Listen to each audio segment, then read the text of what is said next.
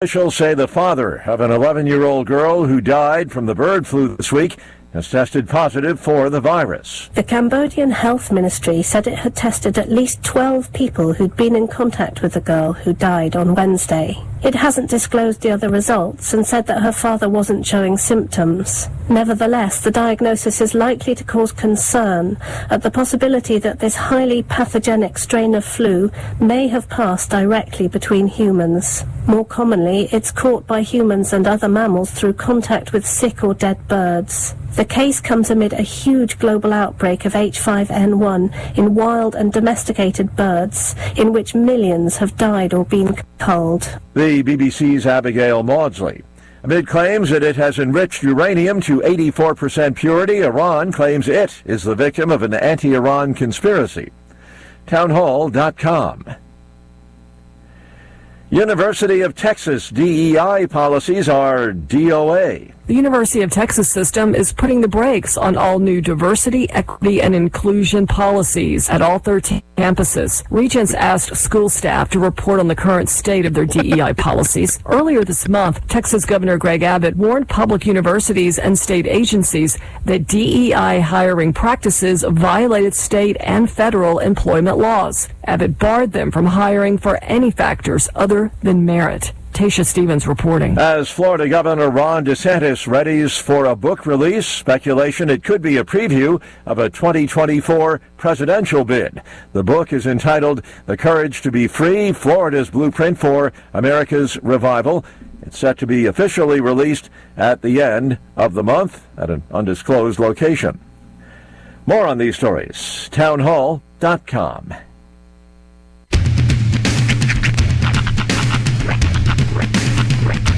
What in the wide world of sports is going on here? I promise you, whatever scum did this, not one man in this force will rest for 1 minute until he's behind bars. Now let's grab a bite to eat. Yeah, come on. I feel the hot wind on my shoulder and the touch of a world that is older. I hit the switch and check the number. I leave it on and then I slumber. I hear the rhythm ringing through it. Flamenco guitar and cumbia music.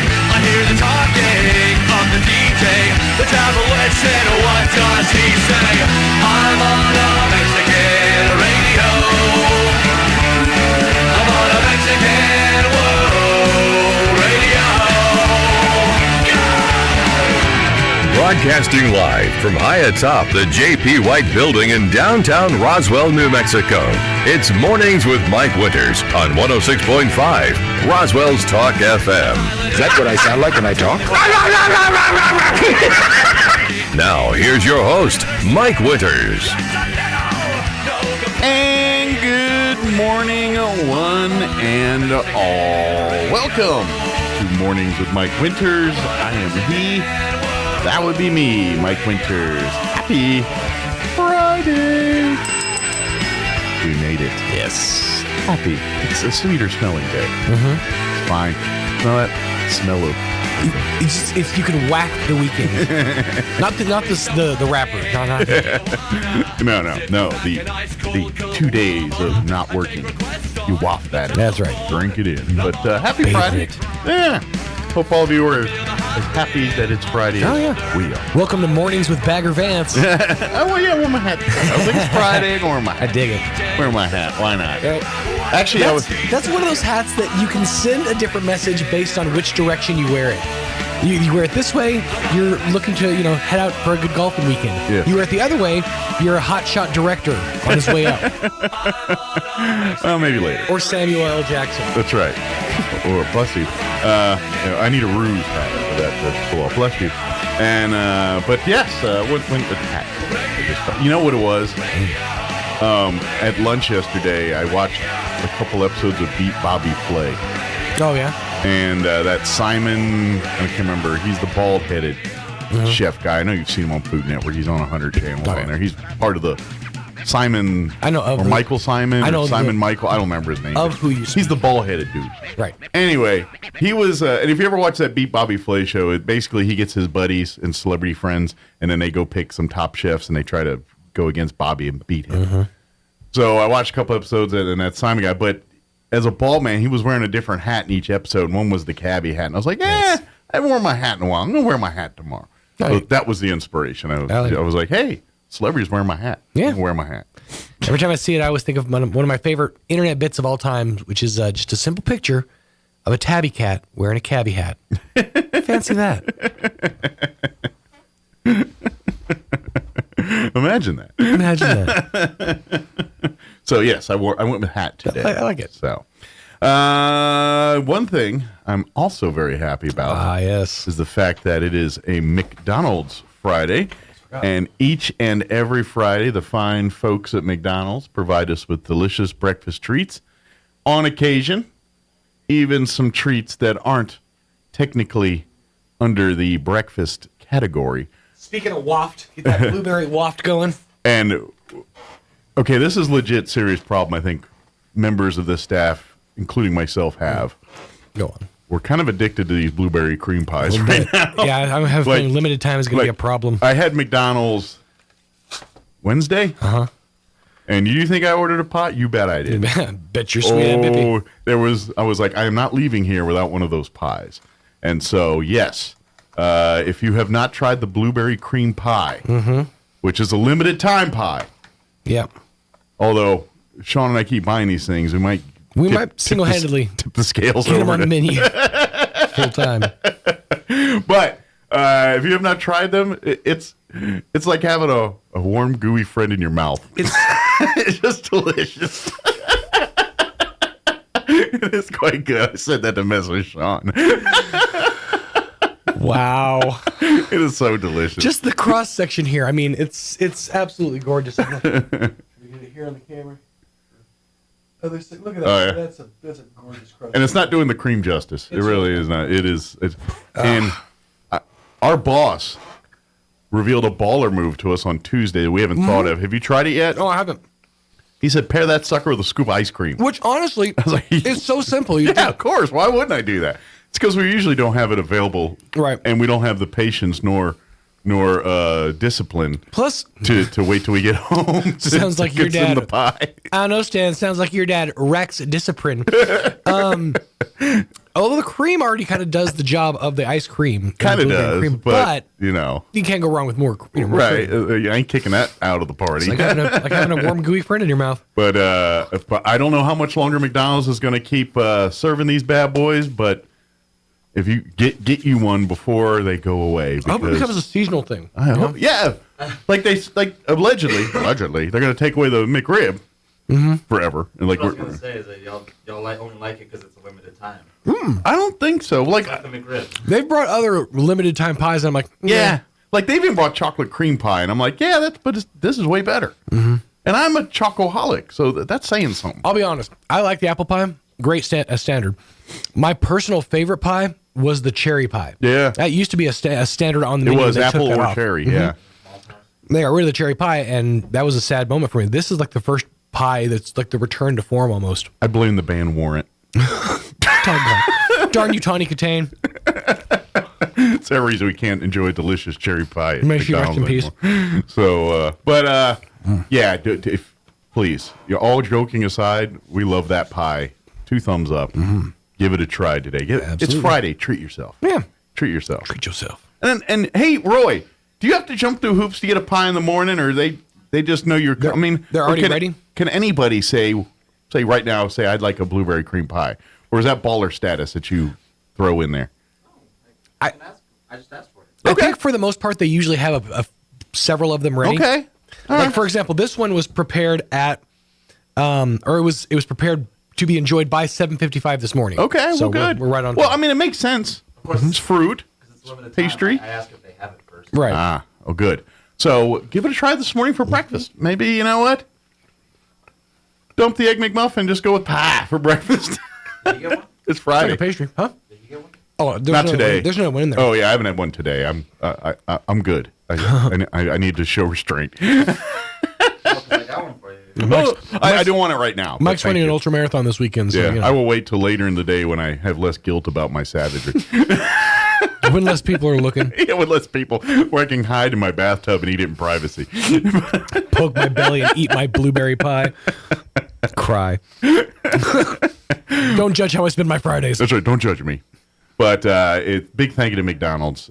Swing on by, even if you have more of a savory tooth than a sweet tooth, they got you covered. I'll tell you, the best OG breakfast sandwich out there is the original Egg McMuffin that is good at any temperature. I will argue that till the day I die. I would agree with you to a point. The problem with the cold McMuffin, it gets a little firm around the edges.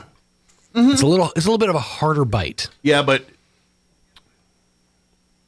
if you eat it within like a 4-hour window, then you don't have that issue. I'll agree. I will agree. But yeah, if you wait a day, you're gonna need to apply some nukery. Then we get some toughness issues. But yes, if you eat it like, say you bought it at breakfast and you had it for lunch, perfecto. Should be good to go. Yeah. Let me give you the rundown because we got to get an interview going. Right. We're going to replay our interview to this hour. We had the folks from American Legion Post 61 and Greg Birch, artist, join us. Talked about 4 chaplains this Sunday. That's why I'm playing this now. But we also talked about this beautiful piece of artwork that Greg gave me. We talked about that. We talked about one he donated for veterans, which is not this one. It's a real nice one, too. And then Sean got a beautiful painting. So we'll play that interview here in just a few. In the 8 o'clock hour, about 8:15, Bill Williams, Chaves County Manager, will join us. Yesterday, Chaves County Commission met, so he will give us all the information from that meeting. And then in the 9 o'clock hour, about 9:15, John LeMay with the Historical Society for Southeast New Mexico will join us, talking about Sunday Fun Day, and happening this Sunday, 3 p.m., talking about that Sunday Fun Day, talking about his new book and all that. So John will join us, and we'll converse about that. Nice. Plus, we'll have all of your features that include news of the local, national variety, Wall Street business updates, and whatever else we can come up with for today's show. Indeed. All right, let's go ahead and take a look at that weather. Sunday, the day of more wind, but I think pretty nice till then. I'm meteorologist Steve Hamilton with your Pecos Valley weather. Generally fair for the weekend, although we do have a low that'll be moving in from the southwestern states, and that'll be bringing us a little bit of gusty wind as we get through the weekend. Upper 60s and sunny today. Overnight it'll be cloudy, and we're in the upper 30s, and then a slim chance of a shower early tomorrow, cloudy in the afternoon, and 70. Gusty on Sunday, sunshine, and we'll stay near 70. I'm meteorologist Steve Hamilton, and that's your latest forecast. Thank you, Steve. Currently 29 degrees here in Roswell. Humidity is at 66%. Winds currently out of the north at 6 miles per hour. Today, mostly sunny, high near 65 expected, with south winds at around 10 miles per hour. Not too bad. Tonight, mostly cloudy. Expect an overnight low of 40. Winds will be out of the south, 5 to 10 miles per hour. For your Saturday, mostly cloudy. High of 67, winds will be out of the south, 5 to 10. Tomorrow night, there is a 20% chance at some rain showers till about 11 p.m.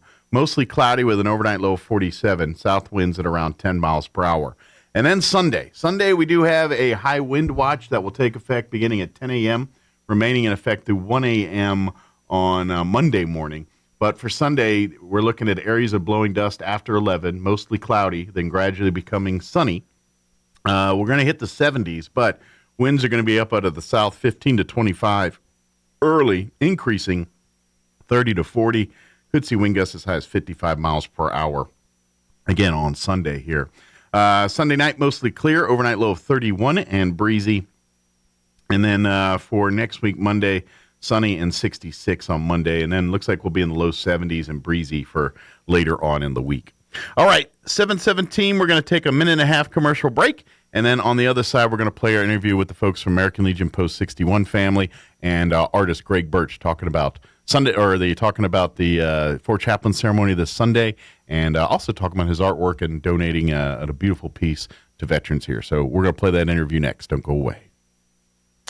The Calico Cow has moved to a new home. Visit the Calico Cow at their new home, 200 East College, behind Farley's in Roswell. Lots of exciting changes at the new Calico Cow. New LED lighting, an amazing large classroom, plus more space, which means lots of new items and an even bigger selection of fabrics. Come see it for yourself. Want to know how? Come see the cow. The Calico Cow's new home at 200 East College in Roswell. Edge Safety and Services LLC in Artesia, New Mexico has an immediate opening for a safety technician. Position requires a clean driving record and must be able to pass a drug and alcohol screen. Edge Safety offers great pay with IRA benefits and employer contribution towards health benefits. Please email resumes to edgecoding@yahoo.com or apply in person at 402 West Main Street inside the Edge Safety and Services facility. Edge Safety and Services LLC is an equal opportunity employer. Heart disease is one of the leading causes of death in New Mexico, but it's preventable. If you have high blood pressure or cholesterol, are overweight, smoke, or have other risk factors, it's time to talk to a cardiologist. The cardiology team at Artesia General Hospital has the experience and latest diagnostic technologies to help you identify your risk factors and diagnose and treat any heart health concerns you might face. One beat at a time, we're here for every heart. Request your cardiology appointment today at artesiageneral.com/heart. Here's a Mornings with Mike Winters fun fact. Slugs have 4 noses, but no fingers to pick them. Here's Mike Winters. And good morning. It is 21 minutes after 9 o'clock, and joining us here in studio this morning, of course, from our American Legion Post 61 family, Lee and Jen are back with us. Good morning, guys. Good morning. And then also joining us in studio, artist Greg Birch with us this morning, and listener to the show. He probably listens to the show more than anybody. Yes, so he's the one. He's the one. He's the masochist that likes to listen all the time. Dedicated. Morning, Greg. How you doing today? All right, sir. Well, before we talk about Greg and talk a little bit about what he's doing and what's going on here, I do want to put on people's radar that there is an event this Sunday we want to invite the public to come out to. It is American Legion Post 61 Family's annual Four Chaplains ceremony. It's going to be taking place at 3 p.m. this Sunday at First United Methodist Church there on Pennsylvania. Oh my, is it this Sunday? It is this Sunday. It is free to the public. It's going to take about 45 minutes and an hour, and we just want to tell you the story of these 4 chaplains and the role they served on the USS Dorchester and the incidents that happened. The accident has been called I think it's the second worst naval disaster in World War II history, I believe is how they refer to it, but it's not on a lot of people's radars compared to many of the other stories we hear of that. So we like Indianapolis. Yes, yeah. We like to share that with you and in theory, there's an advertisement going on. There is an ad running. I haven't heard it yet. You haven't heard it? No, I tried, but I haven't heard it yet. Yeah, I've heard it. I may just put it in manually so you can hear it. Okay. It exists, I assure you. I believe it. But we would love to come out. It doesn't cost anything. Doesn't take but about an hour of your time. All are welcome. Bring the whole family. Come and listen to this story of the 4 chaplains. And hopefully when you leave, we hope you inspire you a little bit and give you a little bit more reason of why this country is what it is and why it's so important that we defend what it is. Text on the list to remind everybody. Note to self: we need to have meeting on. Yeah. It's at 3, but we should be there by 1:30. That's right, because we got to practice. Well, we're going to show up at 3. We're like, when's this ceremony starting? It started 10 minutes ago. Right. But that is coming up this weekend, and we would love to have as many people. Good news is the fine folks at First United Methodist Church let us use their church there, and they've got plenty of room for you to come in and sit and enjoy the ceremony. So we'll be right there in the main chapel. So what else do we want to mention before we start talking a little bit about Greg and his artwork and everything? Deep thought. Yeah. I'm not quite awake yet. Next month is Legion birthday. I know that. Good deal. Well, if you're looking to become a Legionnaire, I know our next meeting will be here. Is it next week or the week after? The first. It's the first Thursday in March. Whenever that tomorrow. is. Yeah, I know February ends like Tuesday. So yeah, so it'll be 1 week from tomorrow exactly. Yeah. But we meet at First United Methodist Church 6 p.m. That first Thursday of every month is our monthly Legionnaire and auxiliary and this month meeting. We're actually doing a joint meeting, so you get to meet all of us at the same time. Yeah, and if you want to learn about becoming a Legionnaire or a auxiliary member or a son, we invite you to come to the meeting and see what we're all about. We will be meeting tomorrow too, but that's mostly because they were creating the charity bears. Yes, well, and just about every Thursday we have a contingent of Legion family members that are there sewing and crafting and making our charity bears. We will be needing some more sponsors here soon. Okay. because we just had a request from who? We had a request from somebody. Good, we're getting we requests. gave some to the Dexter folks, and I know that Sheriff Harrington is always needing more, and I would like to give some to the PD and the fire department here in town. Yeah, but somebody else requested a bunch of them. And so we got people requesting and things, so which means more materials, more sewers, what we really more need is stuffing. No, we have lots of stuffing. We're full of stuffing. Yeah, we need. Shoot this guy. Stuffing we're good on. It's the felt that we need. Nice. For bellies. But we would love to have you come be a part of that. But absolutely, come on to our meeting and meet. To be a Legionnaire, if you served honorably in the United States military, pretty much since Pearl Harbor, since Pearl Harbor, December 7th, and you served honorably, then you are eligible to become a Legionnaire. Right. To be an auxiliary, if you're a spouse of a veteran or male or female, fellas, you can be an auxiliary member. And we do have male members. We do. We've got. Actually, we could use a couple more. I think he could use a friend. We need more than window dressing. Yes. That's right. Token. We need a real one. But if your spouse was a veteran, you're welcome to be part of the auxiliary. Son is it's in the title there. If you are the son of a male descendant of a Legionnaire. But again, your mom could have been the Legionnaire, right? Or you could have been the veteran, and you were the son. You were a male descendant. You're a male descendant, so your mom could be the veteran. It doesn't have to be your father, as long as you're the son of a veteran. Right, and the auxiliary is more than just spouses. I actually joined the auxiliary to honor the service of both of my grandfathers, and then later on when my sister joined the Navy, I honor her service as well. Good deal. And that because of your grandparents, that makes you eligible. Right. Got it. Yeah, I did serve. The auxiliary has a much looser requirements than the other branches. Although lady veterans can join the auxiliary. Okay. And they generally do. Yes. Sure. But they're also eligible to become a Legionnaire. Oh, for sure. Too. Yeah. So we have several dual members. members. Your sister is dual, I think. She is. I know Robbie's dual. Mm-hmm. But we meet once a month, and I can tell you this: the Post 61 family, we operate as yes, we all have our entities, as we have our Legionnaires, we have our sons, we have our auxiliary. But at the end of the day, we all work towards the same goals, the same events. Just yesterday, we actually donated a bunch of stuff to Roswell Refuge. Right. We actually pooled some of our resources and donated about $200 worth of pajamas and things to the Roswell Refuge for the ladies that need them there. That's awesome. Roswell Refuge is an amazing organization, and quite frankly, probably wouldn't be able to survive without the generous donations. We gave people them just doing turkeys. Stuff like that. We gave them candy. We gave all them kinds of stuff. Bunch of stuff. If you're a business that does services like hair and nails or clothing or makeovers, and you're wanting to give back in some way, reach out to them. That's a thing that really helps, especially when they have folks that are ready to kind of get out and on their feet again and go, get their jobs and secure a place to live and all those things. Sometimes putting them in a new outfit or getting their usually when they arrive, they don't have much but what they're wearing. So it's a godsend. So just think, because all I do is nails and hair.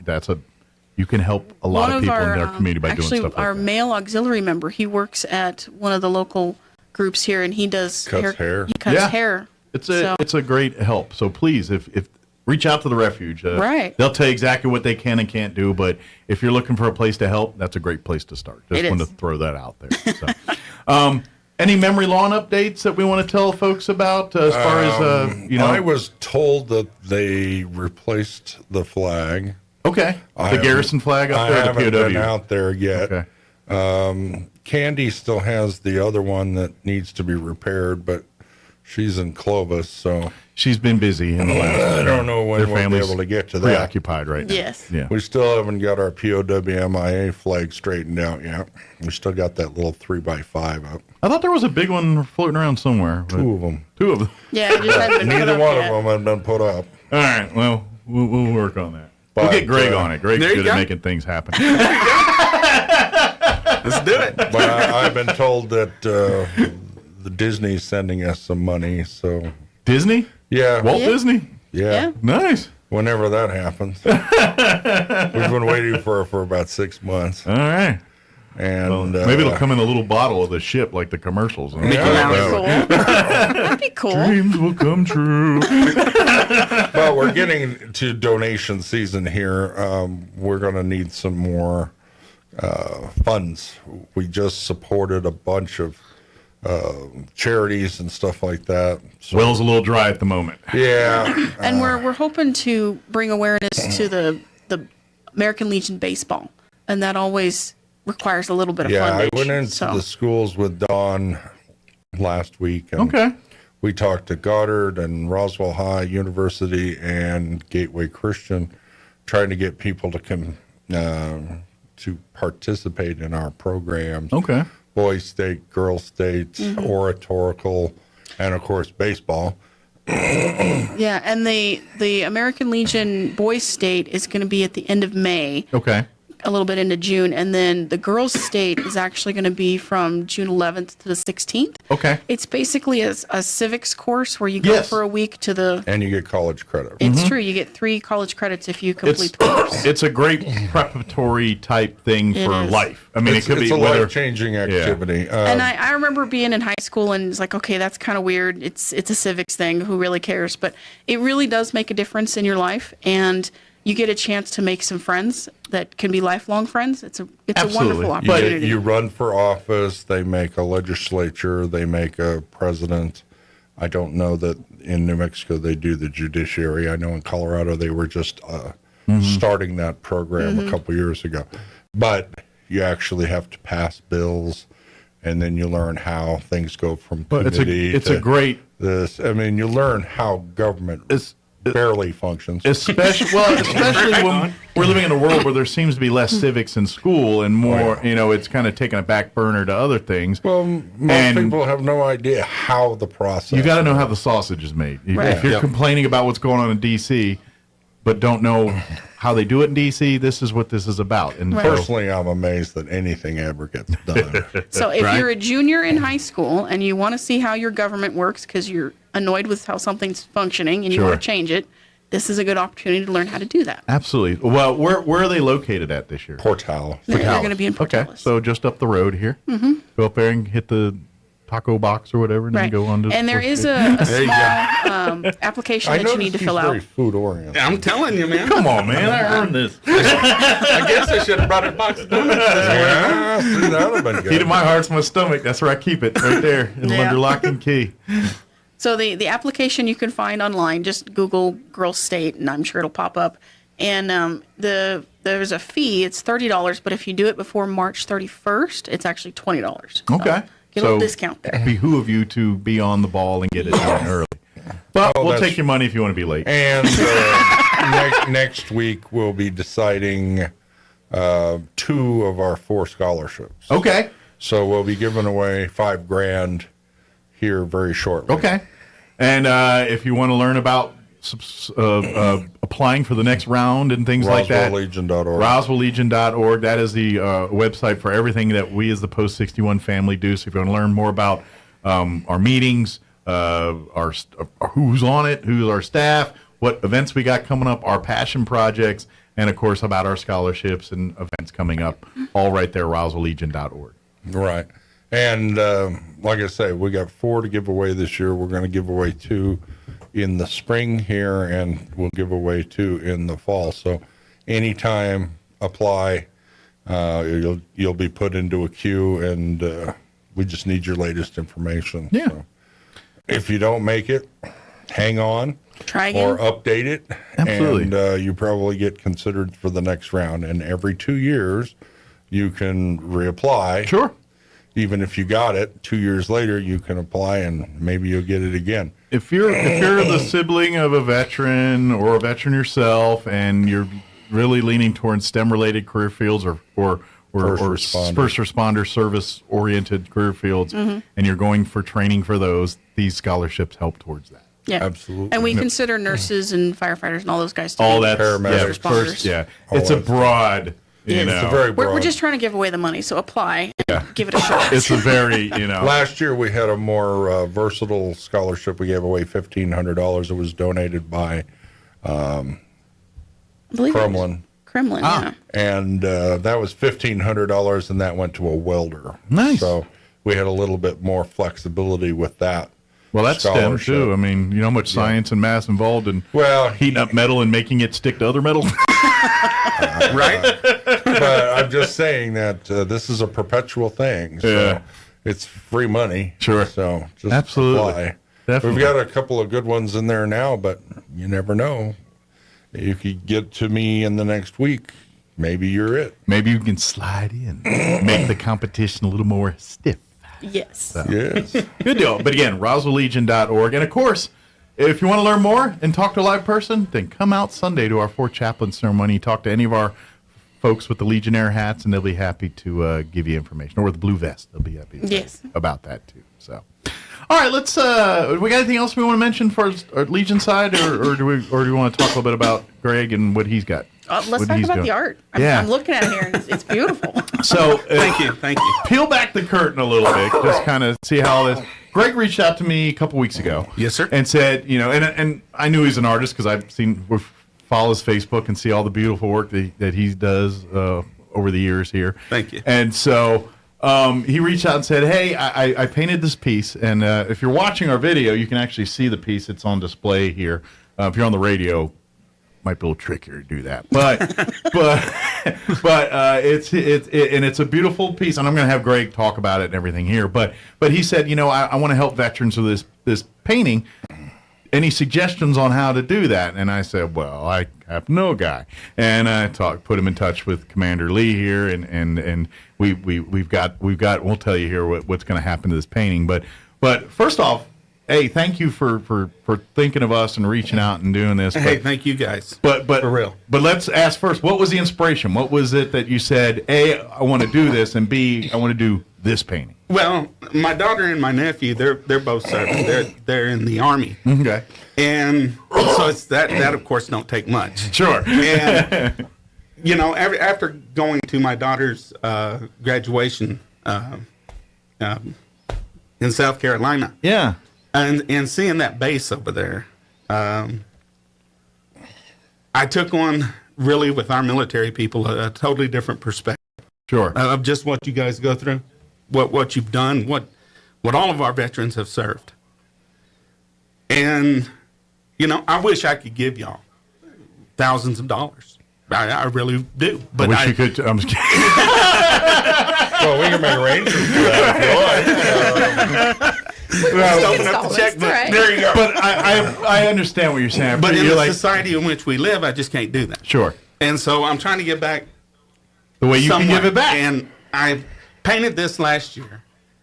And, it just meant so much to me. And so it was kind of funny because I finished up another painting the other day, and I was like, this one was right behind it. Gotcha. And I was like, this thing, instead of collecting dust in my house, it needs to collect dust either at y'all's place, or if y'all decide, put it in a place if y'all decide to have an auction with it, whatever y'all decide to do with it, to y'all's best interest. Well, I will tell you that when I brought it up, most people wanted to keep it. Because it's something nice and they said, I want it. Yeah. So we probably won't sell it. It's probably going to go up at the post. Okay. Well, thank you. Well, we do appreciate what you're doing. And what I love about it, let me ask, but first, so when you painted this, what was your vision? What was tell me the story here. Okay. I started off in the metal that you see on the outside was actually Wilmington / Fort Fisher. Okay. Now this so that's actually the walls of the fort, so to speak. Well, not the walls. Okay.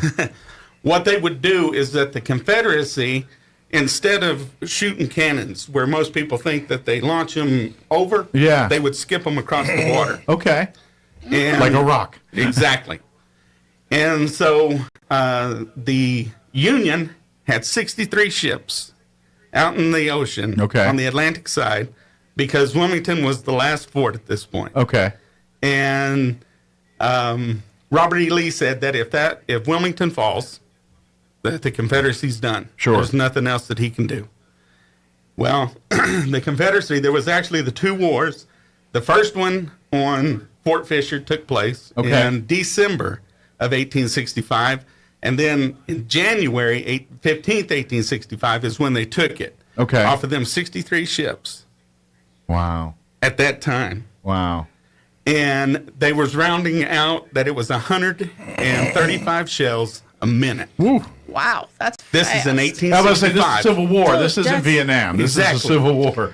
Those are so. The Gatling gun I guess was my in its question infancy is- at that point. My question is, there weren't too many helicopters in the Civil War. Well, see, and that's where I think it gets art because you get because that's in my head that's Vietnam. When I see that the so Huey, that's Vietnam era. I wanted to take most of the prevalent wars, and this one here, most people just didn't know about Fort Fisher. Yeah. It's a part of history that was lost. Okay. I mean, they want to say Gettysburg. When you talk about Civil War history, unless they made a movie about it, there's a lot of people that aren't familiar with some of the. So I see signs of World War One, And so then I just wanted to tie all the other wars into them. So All it's the actually almost a timeline. Exactly. All the way down to D-Day, which is the very front with the sand. So it's kind of like, regardless of the war or the weapons, or whatever it is, it's showing the same mindset of the people that were involved in these conflicts, whether it's the Civil War or Vietnam or World War I or wherever it is. And just the men that we don't know. Collage. That makes sense. The men that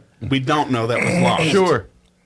See, when I was, and that's kind of like when I see it, when I evoke, because I'm thinking, because this is my Air Force brain, I'm like, that's some kind of aircraft gun wall kind of thing breaking in, and you're really dealing with, like, it's almost like someone that's dealing with PTSD. Yeah. And it's almost like this is the image in their head of, and we don't get it because we haven't worn those shoes. Exactly. And so to me, when I think that's my interpretation. That's the beauty of art. I mean, Greg painted it, and that's the interpretation because it's his. If I read that correctly, it says unknown 1775 to 2020. So it's kind of encompassing the soldier Now in the it time makes of more sense. we've been United States of America. Or 2023. It makes sense. And I got the soldiers up there, and I will not pronounce that mountain that they summited to hang the flag there. Iwo Jima. I just caught that. That's Iwo Jima. I just now caught that right there with the flag. See, I keep looking at it and catching different See, things. I don't pronounce it.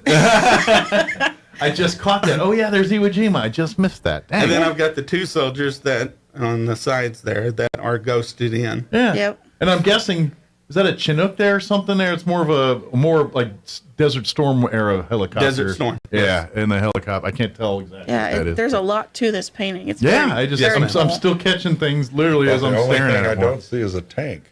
No, Everything well, else. you got the tanks, but they're really silhouetted because the light's that's coming what in. those are. Well, my head is you're The looking one at is a the tank. truck on one side, and then there's a tank on the other In side. my head, I can okay. pretend I'm looking out the tank hole that someone shot. My eyes are terrible. So, But no, and I was like, so then I contacted you, Yeah. and because I was like, I was trying to get in up in Albuquerque, but I'm going to be donating a painting up there, which is the Gettysburg of New Mexico. Oh.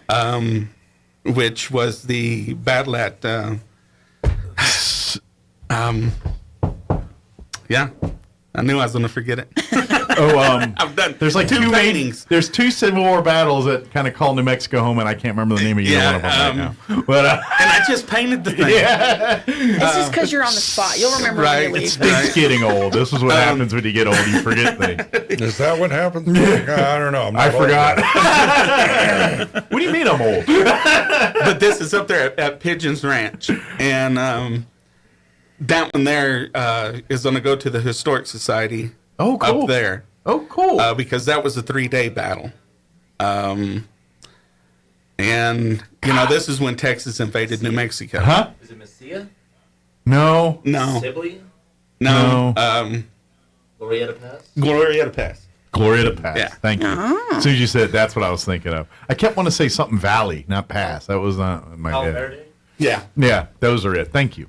And, you know, which there again, that ties into history of Billy the Kid, because you got the Plaslowski who are you place. donating to up there? The Historic Society in Santa Fe. Nice. Very nice. So I'm curious. Are you a historian first or an artist first? If you had to pick, what would you kind of label yourself as? I don't know, man. They're both right there. Right. But history. History. Well, the history's inspiring your art. Yeah, big time. Like I'm kind of curious. Like, without the history, would you be doing the art still? Like, would you find another avenue or thing or subject to kind of chronicle too? I probably would. Now, and here's another question. I'm getting all over the place. Sorry. No problem. Is your art strictly all history, or do you go and say, you know what, I just want to paint some mountains or Bob? So I know we're evoking the Bob Ross thing here, but I just want to paint a lake and some mountains and some happy trees. I do that too.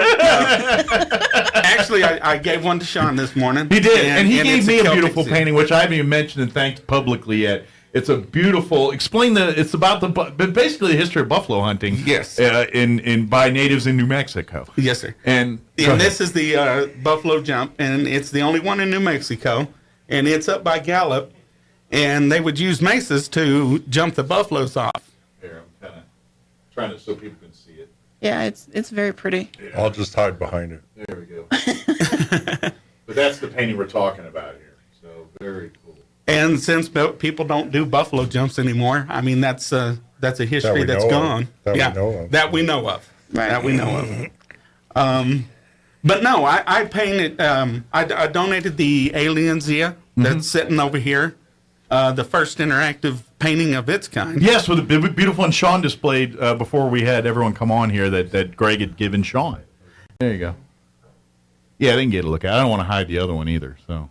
And so yeah, I paint everything. I mean, I would imagine it's because like I've said it 100 times. I do radio. This is my psychiatrist. Right. Sometimes I imagine that's your psychiatrist too. It's like, all right, when the world stinks, I'm going in the back room and paint. And that is exactly why I've got over 400 paintings right now. Like, it's been a rough couple of years. One era that I don't see a lot of is like the Barbary Wars, the Barbary Coast. Yeah. Yes. Stuff, which really was the start of our Marine Corps. Yeah. Yes, sir. 1775, 1776, we were contracted by, what was it?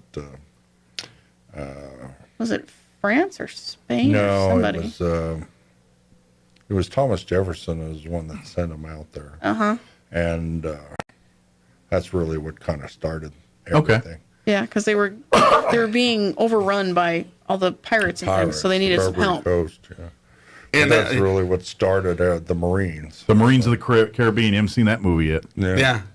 But I've got a painting. I've got it all drawn out. Awesome. Of the Barbary Coast. You do have one. So in the works. It's in the works. In the works. There you go.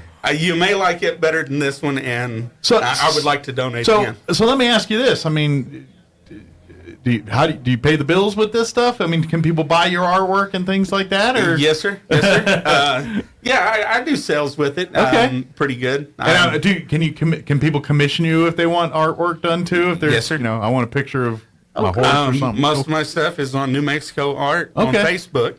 So, And you can just look me give up. out your Facebook page and give out some. Let's give you a little bit of shine Greg here. Birch on Facebook or New Mexico Art on Facebook. See, we can get a couple commissioned paintings, put you to work on some Now, paintings the and thing get is you paid. that people's wanting me to have a studio. So, here in Roswell. Sure. Now, you're saying pay the bills. That pays the bills. Gotcha. Is it going to pay the rent?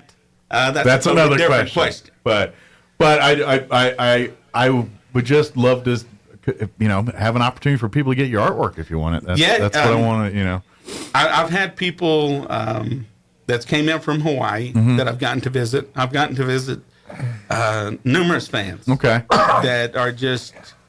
That's what's humbling about the whole deal. I mean, it really is, and to hear their stories. Sure. And how long did it take you to paint that? Yeah, how many hours are involved in that? Well, right now I've got some personal issues, but usually I can whip these things out 1 to 2 a week. No problem. Wow. Oh, okay. No problem. There's just ideas that. So now I'm curious, did you envision this before, or did it evolve into this? Like when you started putting pen on the canvas, you're like, did you envision this, or you envisioned something and it got to this? Actually, I was watching a cheesy movie. Sorry, Okay. Platoon. Okay. And the opening where they're out there, Yeah. hit it off. That's kind of was like, And I was like, I imagine it's like songwriting. Sometimes it worked for it, and other times it hits you like a ton of bricks and just comes out flowing. You will not know. My daughters and my wife, they have watched Grease so many times that you won't even believe the drive-in movie with the grease car. I'm sure that you saw the painting on Facebook. Yeah. From that. That's your inspiration. How cool is that? And I was like, good grief. Come on now. Don't tell my wife that's her favorite movie of all time is Grease. And I too have seen it more times than I care to because of my right. I figured it'd be Young Guns because Bon Jovi did the whole sign. She's a fan of Young Guns too, but it's not Grease. Grease is the one seed. Oh boy, you can't beat the whole all the songs. See, and I don't know that I've ever seen Grease. So I Really? must be missing out on something. Oh my God! Well, you're not missing much. In my book. Yeah, it's John Travolta. Come on. Oh, well, then it's of course good I'm for missing what it out. is. How exciting could that be? John Travolta. It's just it's a musical for people that don't like musicals. Oh, okay. Like if you don't like musicals, but it's got enough story, and it's like, all right, now I don't have to deal with all the stupid singing. Yeah. But I just watched a musical like last year that wasn't too bad. It was on P.T. Barnum. Yeah. Oh, the one with Hugh Jackman. Yeah. Right. Yeah. That was The actually Showman, pretty good. I think is what it's called. Greatest saw show on earth. I That's think. what it is. I saw the trailer. I just never sat down and watched Yeah, it. it's That worth a wasn't watch. too bad. Yeah. And John Travolta wasn't in it, so it was good. Oh my goodness. And one other little thing about this Yes. painting that I forgot to tell y'all. The Confederates, Jefferson Davis, they was inside of Wilmington there. There was, it's the only port on the eastern side that you can go in to Cape Fear, which is a river, or exit out of it. And so they had these blockade runners. And these blockade runners were British ships Really? that was supplying the Well, they're trying to get Confederacy. paid too, so yeah, it's behoove him to blockade then- to run it. Yeah. Bolus's command got moved to Oak Island. And so they were shipping out of Oak Island Oh, yeah, his wife watches into that one. Wilmington, which was the tobacco supplies Gotcha. and things like that. Sorry. Interesting. Which kind of like you're talking about the documentary on about Oak Island. Yeah. A lot of the Oh. history which he's talking about is begat what that show gets. And this was in 1865. Well, and that show, the show she's talking about is on History Channel, and it's actually a bunch of archaeologists, diggers, looking for gold and things. Tearing up the land? But there's all there's all kinds of stories and things from what you're Yeah, they speaking find all of. different kinds of And so, artifacts. I mean, everything from paranormal to historical. So it gets all over the place. Yeah. Right. Begat. That's a cockamamie word. I love those words. I And so say a lot of then cockamamie tomorrow words. night, I guess we'll I'll donate it to you guys Well, thank you tomorrow so much. night. Okay. Good deal. At the First At the Presbyterian meeting there Church. tomorrow. Yes. Very cool. Well, thank you very much for thinking of us. Thank you you for guys. doing that. And anytime you want to come on, pop in and talk about some new artwork or something that you got going on, or if you decide to send it. Hey, I'm going to do an art show one day, and I would love to invite people to come out and check it Now, out. there's an So idea. I'd love to have you come on and promote it to talk And you about said it. that your daughter and who else was in the military? Nephew Nephew. Okay. in the Army. Very nice. Army. Well, Right. we'll joke. We're all Air Force, so we are. No. And so we're used to being the butt of everybody else's jokes. We like to dish it out just as much. What are you talking about? We're in command and control. That's There right. you go. There you go. Well, they used to tell us like chair force, like that offends me. I'm like, I was in the chair force. now, what is I that? sat in chairs. that's just what they call Air all Force the people. time. Chair force. It's kind of a joke. Where other branches Marines are generally stupid. That's kind of the run with it. They're jarheads. Yes. Navy, they're weird. They're just different altogether. Army guys, they eat dirt and live in tents. Not smart enough to get in the Air Force, basically, and that's the way we look at it. And Air Force is there. See, you got to understand that we came out of the Army, but in Yes. 1947 they came down, and anybody that could read and write, they put them into the Air Force. That's how that worked. Exactly. Right. And on, Curtis exactly. LeMay came along and said, "Hey, do you have at least a 9th grade education?" Yes. Yeah. So that's how the Air Force. And the Marines are like, we can't leave them to their own device. Navy, do you watch these guys? They eat crayons. Yeah, the ribbing gets pretty interesting when you get a bunch of military guys together. Well, at least y'all can rub each other And real then, hard. and then some of the ribbing we can't share on the radio because it is not family friendly. Well, yeah. Right. Most of the Navy jokes are that way. Most of our Navy jokes get in that area. Don't you want to spend your whole life at sea with all of your closest male friends? That's right. Yeah. In an area this big. Yeah. No thanks. But that's our thing. But it's kind of there's a meme that always floats around on social media that I like, and it's a shot from Goodfellas. Now, where was your basic training? I did San Antonio, Lackland Air Force Base. That's where I went and got basic training. That's the only place they train Air Force now. Yeah. There was one other years ago, but we don't talk about that. Yeah. Down there, San Antonio, down there, that's where I was, which is a huge base and a huge... Well, what year was that? I was there in the 90s, so it was 96. And you? I was later. Earlier than that. Oh. He's a little older than me. In fact, I just turned 56 last week. Well, he's not that old. He's got me by 6 years. I'll be 50 next month. Really? So yeah. So he's got me by a couple. By one. Really? So yeah, I feel 80, but I'll be 50 next month. No, I went to basic training on D-Day 1986. I went on Christmas Day. I shipped out Christmas Day. I was a weekend rainbow. Yeah. I bet your parents took that hard. Well, and it was no. Well, no, they were ready to get rid of me. It was a done deal. They were like, "Don't let the door hit you with the good Lord split you. We'll see you later." No. Find another place. Lizzie has mentioned that we do need fabric. Okay, Yes. so if people like to donate fabric Yeah, and she's things. our fabric fundraising chair. Go check out the new Calico Cow's new home and pick up a couple Yes. spindles and bring That's it right, on they by. took over So Easy. Yeah, they now that's their new home there. I think they're officially open now. We drove by there the other Yeah, I day. think I they're didn't see a sign that said Calico Cow, but it said it was open. I feel like they They're just having opened. their grand opening. I think it was on the 20th. Yeah, we do have a March. They're having the full bells and whistle grand opening. We'll be there. Nice. So they had a soft opening. Sure. Oh, But nice. I think they're actually open now. Yeah, So. soft Anyway. opening. It's fabric. It makes sense. Yeah. We better go because I just saw the time. Okay. I'm going to be cutting into Travis and Sexton time. Oh, if I no, don't. don't do that. But if you have any questions about anything, again, RoswellLegion.org. RoswellLegion.org. Absolutely. Or come out tomorrow night to First United Methodist Church or next Thursday night. It's about 6 p.m. We're all going to be gathering there. Just knock on the door if the door's not locked. 575-268-0220. Be careful.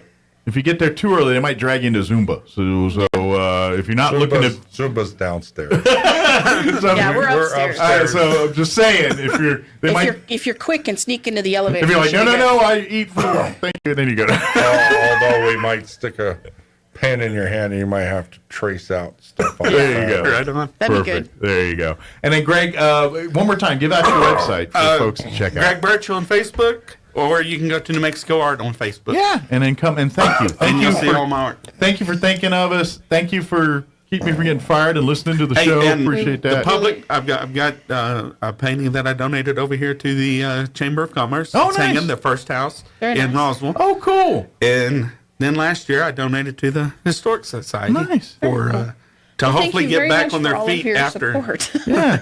Get back on the feet after the COVID. And they Well, done thank a you. donation on that Oh, or thank an you. auction. Cool. Everybody, if we have just more to people double like check, that, you were going to appreciate it. donate it tomorrow night, not during the regular meeting? Yeah, tomorrow night. Yeah. Okay. Yeah. Perfect. If that was good. No, that we'll make works it happen. for us. So. Just perfect. Well, thank you guys. Appreciate it. Thank you, Greg, as always, and Thank we'll y'all. see you guys here Thank you, gentlemen. real soon. Appreciate We'll it. see you. I'll probably see you Sunday. That's when I'll see Yeah, you guys probably. with bells on. Okay. And whistles. No, don't wear any bells. we have a bell. We got a bell. Designated bell. I can't wear it. It's too heavy. All right, it is 9:59. Quick break before we get kicked off the radio. Don't go away. Roswell Skin Center.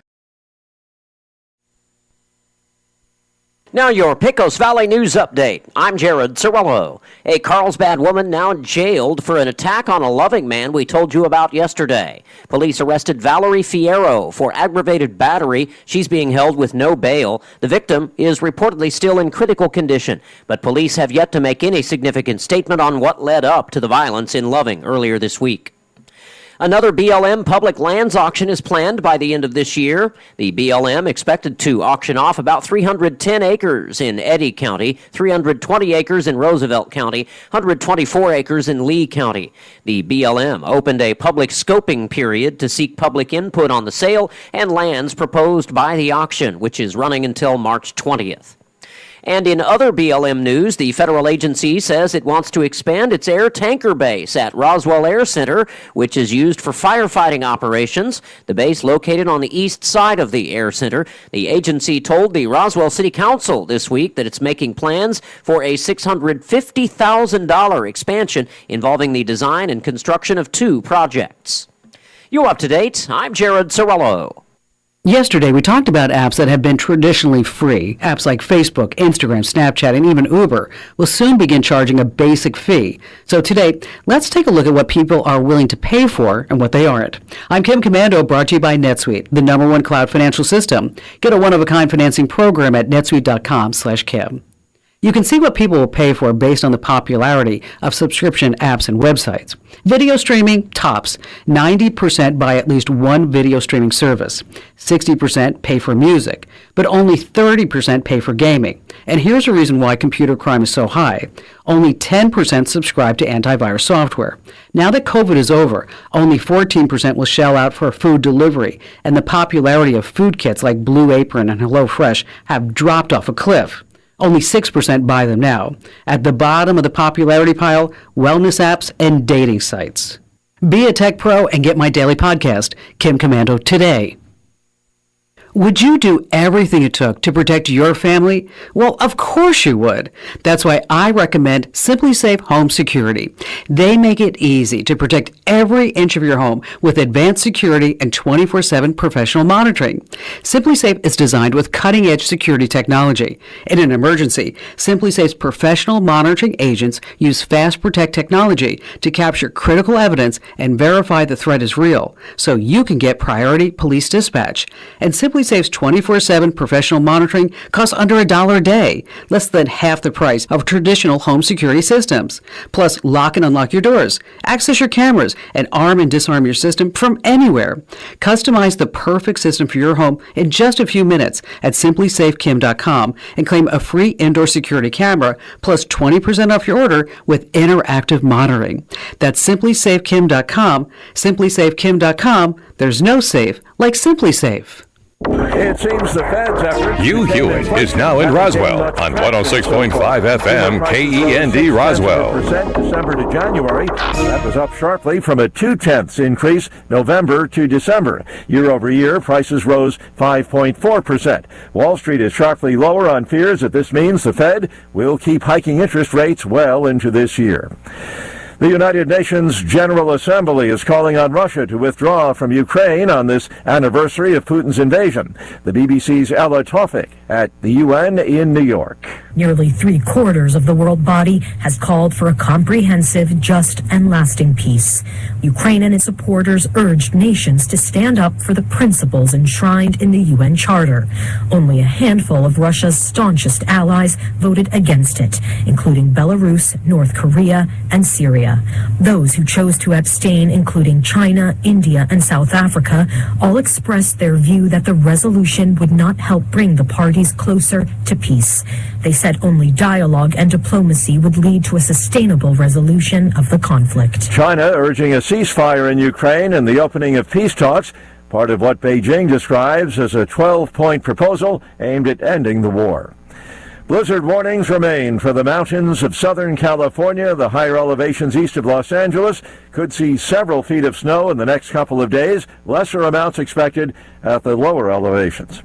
Federal transportation safety investigators say the crew of the train that derailed in East Palestine, Ohio, had very little advance warning of the pending disaster. And watching Wall Street, the Dow is down 443 points, a loss of more than 1%. The NASDAQ off 60 points, and the S&P is down as well. More on these stories at townhall.com. Here's an important message from the Diabetes Solution Center. Do you like pricking your fingers to test your blood sugar levels? No one does, but it's important to maintain your health. And now, by wearing a small remote device called a continuous glucose monitor, or CGM, you don't need to prick your fingers anymore. It's easy to use and helps you make more accurate diabetes treatment decisions. If you are testing your blood sugar 3 or more times daily, injecting insulin, or using an insulin pump, call the Diabetes Solution Center right now. And if you have Medicare or most major insurance coverage, you may be able to get a new CGM at little to no out-of-pocket cost. Shipping is free and will even bill your insurance company for you. If you are testing your blood sugar 3 or more times daily, injecting insulin, or using an insulin pump, call the Diabetes Solution Center right now to learn how to end the painful finger sticks and get your own continuous glucose monitor, or CGM, at little to no out-of-pocket cost. Political unrest roils one West African nation. Elections in Nigeria are always tense. The fact that many feel 3 candidates are in with a chance of becoming the next president has added to the tension. In a country of well over 200 million people, the stakes are high, and sadly there's always some political violence. The 3 attacks on Wednesday targeting 3 major political parties in southeastern Enugu state are a worrying sign. It's an area where a separatist group has been blamed for months of violence. As well as insecurity, there's also growing frustration at the state of Nigeria's economy and the extreme shortage of cash following a botched effort to change the country's banknotes. The BBC's Will Ross. Germany's National Statistics Office says that country's economy shrank 0.4% in the fourth quarter of last year. That is a sharp downward revision from its initial report that the GDP declined 0.2%. News and analysis, townhall.com. Toxic wastewater from the Ohio train wreck has been carefully collected. It's being shipped out of state. The firefighting water from the East Palestine, Ohio train derailment is to be disposed of in Harris County, Texas. The wastewater is being sent to Texas Molecular, which injects hazardous waste into the ground for disposal. The company told television station KHOU that its experience in disposing of hazardous material. That fiery February 3rd derailment in Ohio prompted evacuations when toxic chemicals such as vinyl chloride were released and burned. John Scott reporting. Transportation Secretary Pete Buttigieg has made his first visit to East Palestine since the derailment almost 3 weeks ago. His visit yesterday came one day after former President Trump traveled to East Palestine to comfort residents as well as deliver emergency supplies. More on these stories at townhall.com.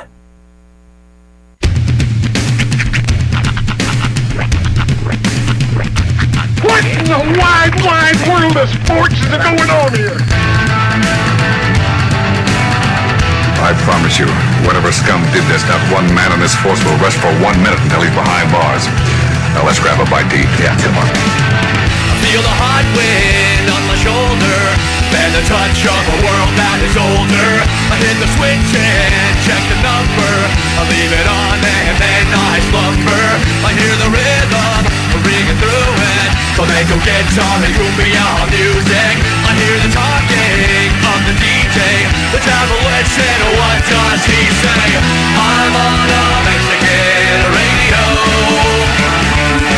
I'm on a Mexican radio. Broadcasting live from high atop the J.P. White Building in downtown Roswell, New Mexico. It's Mornings with Mike Winters on 106.5 Roswell's Talk FM. Is that what I sound like when I talk? Now, here's your host, Mike Winters. And good morning. It is 6 minutes after 8 o'clock. Welcome to hour number 2. The Deuce. Of Mornings with Mike Winters, right here on 106.5 Roswell's Talk FM. Happy Friday, everybody. Oh, he's getting a tear moment. Just realized that. Oh, I have the wrong one on. Yep. Yeah. You did that, didn't you? Yeah. That was all his fault. I didn't have enough time to turn my head around and look. That's right. I can tell you why it needs to be changed, because today is McDonald's Friday, yes, as it is every Friday. They swing on by and get your delicious. He's just a charged. I don't know what's going on in this building. There's a lot of electricity. Well, 'tis the season. The heat and cold, the wind, and kind of a dry recipe. Just touch metal. Hey, touch metal, man. Well, that's good advice for just general life. Well, and when I was in the Air Force, I was a weapons script. I loaded bombs on the airplane. And when you drop a bomb from an aircraft, right, they have a bomb rack that pushes the bomb off and it goes. Well, those bomb racks, at least the ones I worked on, were operated on gas and electric power. So you put what was called an impulse cart, which was kind of like a shotgun shell. And you would put it in, you put a couple of these in, and when the pilot pickles off the button to fire the bomb, it sends a signal to fire off those impulse carts, which expels gas, which shoots the gas to the pistons to push it down and all. But it's electrically fired, which means a static electricity charge, if you just hold it without grounding yourself, could fire this bad boy off. Sure. So every time we touch aircraft or did any of that, we had to touch. Yeah. And every jet is grounded, by the way. And usually I'll, touch a screw or whatever, but and I every went from here to there. I just figured. And once military aircraft, I'm guessing like commercial civilian are the same way. When that aircraft is parked, they ground it. There's if you ever go on a tarmac or out there, you'll notice these little metal pegs in the ground that are just. They'll go and they put a cord and they literally put like a battery cabling thing, plug the one in and plug the other into the jet, and that's to keep it grounded so static electricity dissipates there and doesn't fry the components and everything. But every time you do that, all I can think of is my days in the military with grounding yourself and for the impulse cart. I never saw an impulse cart go off on somebody, but but they put the fear right. Well, they put the fear of God in you. Just it's second nature. It's just kind of like when you breathe or something, you do it out of because muscle memory, you know. So I actually have a force of habit. Sometimes I'll still just do this. It's funny what triggers your Vietnam style flashbacks. Like every now and again, something will come up and you'll just see Mike get this 1,000-yard Marine stare. Just, he was there, man. Chili burger. Reminds me of the split pea soup incident of '92. Dude, I got to tell you, I have been for like a week, for a little more than a week now, for like a couple weeks. I've been in this weird rabbit hole of I've been watching this dude on YouTube who just like the MRE guy opens and like samples MREs, both like new ones but also like vintage ones from like the 50s, like that you have to use the key to open. Expired. But it's fascinating because this dude is like he's like it smells off. He's like, and then you hear him like audibly take a bite. Yeah. He's like, oh, this is terrible. This is awful. Takes another bite, like to confirm how rancid or how turned it is. But it is fascinating. The world of rations, like not even just like American, because he'll do like ones from like Yugoslavia from like the 80s. The world of rations is fascinating. It's crazy. As a person who ate my share of MREs and things, they're not bad. They're not all of them. Some are bad. Some are. As a broke airman, we when we get MREs from exercises and stuff, I would actually save some of the garbage, the crackers or the M&Ms from 1984 Olympic team or any of that stuff, and I would have a drawer in my dorm room. And so that was my, it's Thursday, chow hall's closed, I'm broke, better find something to eat. Buy MRE snacks. And so I literally would go through my drawer and be like, oh, here's some Pilot biscuits, some peanut butter spread. I got some shelf-stable bread in here somewhere. And I had approximately 37 of those tiny little bottles of the Tabasco sauce that came in those things. Those little tiny. You don't get those anymore, by the way, unfortunately. What's really crazy is he'll open these ones from like the 60s that'll have like straight up a 5-pack of Lucky Strikes in them. Oh yeah, see that's he'll back just pull in the one day. out and like it'll be in pristine condition. He'll light it up and just start smoking. Yeah, by the time I was in the military, they stopped giving you cigarettes. Yeah. It was I think he said 1972 is when they stopped putting those in rations. Yeah. Then he opened a French one and it had like this little plastic, like those freezer pops. It was like half the size of that, and it was like a shot of liquor. Oh yeah. It was like a little shot of 40. They like their booze in Europe. I like that. If you can get up to the bar, you can little get a taste booze. of home, Yeah. Yeah, but it's all. And I imagine if you went to other rations from other countries and cultures, you'd probably find weird stuff in there. That's the thing. You see like brands you don't see around here, or like brands you see here, but like with completely different like products. Yeah. I think it's like because I came up in like the Loot Crate generation, so like I like seeing what's next, what are you going to pull out of here next, and it's always a weird surprise. Yeah. All I can tell you is good rule of thumb when it comes to anything MRE related. avoid anything that has hash or eggs. If you can avoid that, you're probably going to be all right. Anything egg-related, egg-based, disgusting. Anything that's called hash, disgusting. Corned beef hash, any kind of hash is gross. But if you stick with the spaghetti or the tetrazzini, the turkey or beef and noodles or the hot dogs. I had a hot dog one once. Or tacos. That's the fascinating. He did a four-pack Frankfurter one. It doesn't have like a bun or anything. It's just the hot dog. I had that one. I've eaten that one. Yeah, it's a 4 hot dog. I think I had 4 hot dogs. Yeah, 4 hot dogs, some crackers. Yeah, mine had like Starburst or M&Ms. It had the little packet of Folgers coffee. Yeah. Which he'll go over spray dried versus freeze dried coffee. Did he show you how to use the toilet paper? Yeah, he's talked about it. Yeah. I've showed y'all how to use the toilet paper. It is you turn your finger into a dress. Yes. That's how you're supposed. That's not for wiping the area. That's for wiping the tool. Exactly. That is standard GI trained how to use the toilet paper. From your meal ready to eat. Yeah, that's right. Yep. And then I didn't even get to the part where we used to make little mini bombs out of those little ovens the that they heat the food with. Heaters, yeah. This is what happens when you get adult-sized children. And you say, "Here, fix your dinner." And then I'll eat it cold. I'll eat it cold, sir. They taste fine cold. That's just it. Most of them, unless you get into the areas of which I said stay away from, right? You're all right. You could go in and just eat the spaghetti in a pinch and be like, all right. It's decent. It'll work. Bill Williams, Chavis County Manager, here to join us, and I don't think he wants to talk about MREs for 45 minutes. Probably so we'll change the subject. Unless that's what they talked about at the commission meeting. It was a weird commission meeting last night. I don't know. It went off the rails. Well, yesterday was the jail visit, right? Yes, we went to the jail. So they had food, in the ballpark there.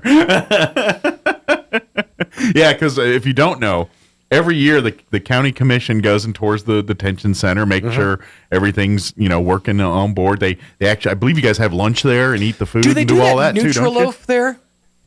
I heard that certain jails, like especially the ones in Mexico, do that Nutriloaf. No, it's I think it's like food. Like a cube. They meal. got regular food. Do they? Okay, they really good vendor. Great meal. This year we didn't have. No lunch this year. We have in the past had a special occasion where they lunch for us. Yes. Is it on the metal trays and everything too? Yes. Nice. All I can think of is y'all like episode of Oz or something. I'm just sitting at that table. What was weird is that point right in the middle where we were like trading each other's cocktail fruits. It got weird. That's right. They're trading hey, commissioner's like, hey, you want your tots? Hey, let me get your roll. Let me get your roll. Right, let me get your roll. I got some ramen noodles. Right. Oh, if y'all do that one year, please film it.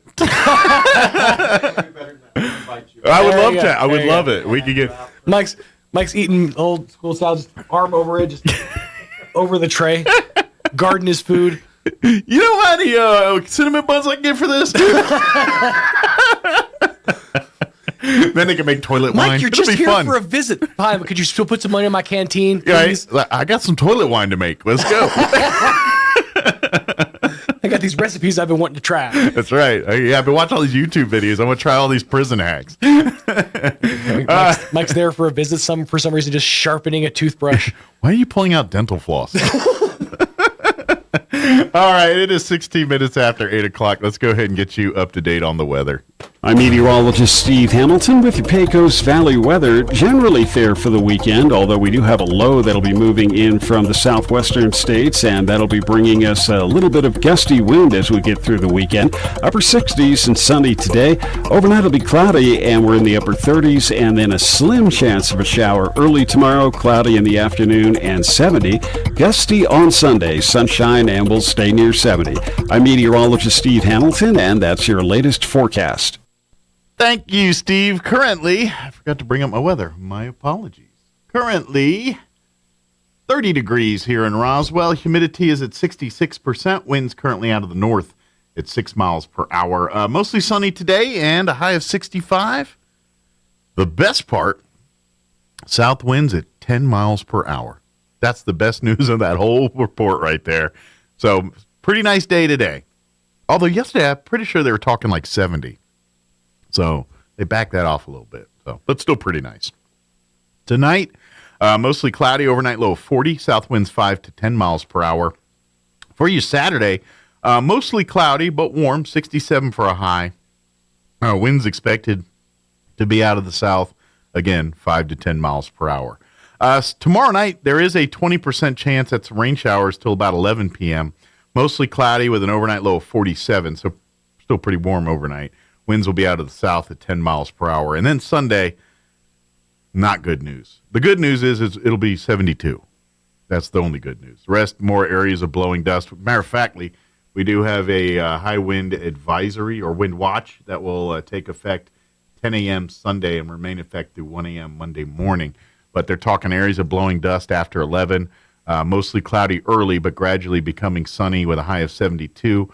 Winds will be out of the south early, 15 to 25, increasing 30 to 40, gusting as high as 55 miles per hour on Sunday. Sunday night, breezy and clear with an overnight low of 31. And then we'll be mid-60s on Monday. Doesn't talk much about when. They start talking about breezes again around midweek next week with highs in the low 70s. So, but we got a few days between now and then, and you know they like to change the weather quite often here. So we'll see. It is 18 minutes after 8. We're going to take about a 2.5-minute commercial break, and then we will talk with Bill Williams and talk Chavez County business on the other side. Don't go away. Listen, you want a pizza? You can get one of those anywhere. But if you want authentic, traditional, brick oven-style pizza, forget about it. There's only one place in town, our Pizza Center in Roswell. I'm talking about authentic pies using authentic ingredients. Plus, pasta, salads, wings, subs, burgers, and a whole menu chock full of your favorites. You can dine in or have it delivered up to 5 miles. Open Monday through Saturday, 11 a.m. to 10 p.m. at 505 North Main in Roswell. Or check out RoswellPizzaCenter.com. And hey, mention you heard it on the radio and buy one pizza, get one free. Our Pizza Center, a taste of the old world, right here. Lots of folks are buying used vehicles these days. And you know, they're just as proud of them as if they were brand new. And why not? The pre-owned cars and trucks at Roswell Ford look and smell brand new.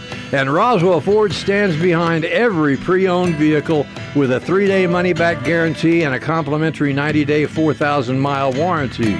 Roswell Ford has more than 400 vehicles in stock, by far the biggest selection in this part of the state, with new Fords arriving all the time, so it only makes sense to come see us first when you're ready to start car shopping. Speaking of pride, our customers are just tickled with our mobile service van that comes to your home or work and turns your driveway or parking lot into a service bay. We can take care of routine maintenance like oil and filter changes, tire rotations, and battery service, and you don't have to be without your vehicle. Of course, some restrictions apply. For great selection and great service, you can count on your friends at the Tailgate Nation. Roswell Skin Center, a brand new state-of-the-art facility located in the 400 Penn Plaza building here in Roswell, is now accepting new patients. Dr. Brandon Cometti and his team offer a full range of skin care services, including general dermatology, surgical and cosmetic procedures, including cutting-edge laser rejuvenation, Botox, filler, laser hair removal, chemical peels, and other non-invasive options to improve skin health and turn back the hands of time. Call and schedule your appointment at Roswell Skin Center today, 208-2509. That's 208-2509. Martine's Capital Cafe in Roswell offers authentic and highly rated New Mexico food. Explore their amazing menu featuring huevos rancheros or asado with eggs or their green chili stew. And you can't forget their award-winning green chili cheeseburger, all made from scratch using their finest and freshest ingredients. Open for carryout with curbside delivery or limited dine-in. Just call ahead 624-2111. Martine's Capital Cafe, always pleasing the most refined palate. Open Monday through Saturday from 6 a.m. to 8:30 p.m.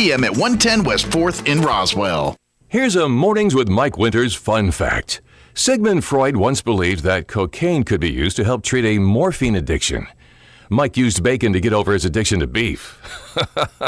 Here's Mike Winters. Now I'm addicted to bacon and beef. Good morning. It is 21 minutes after 8 o'clock.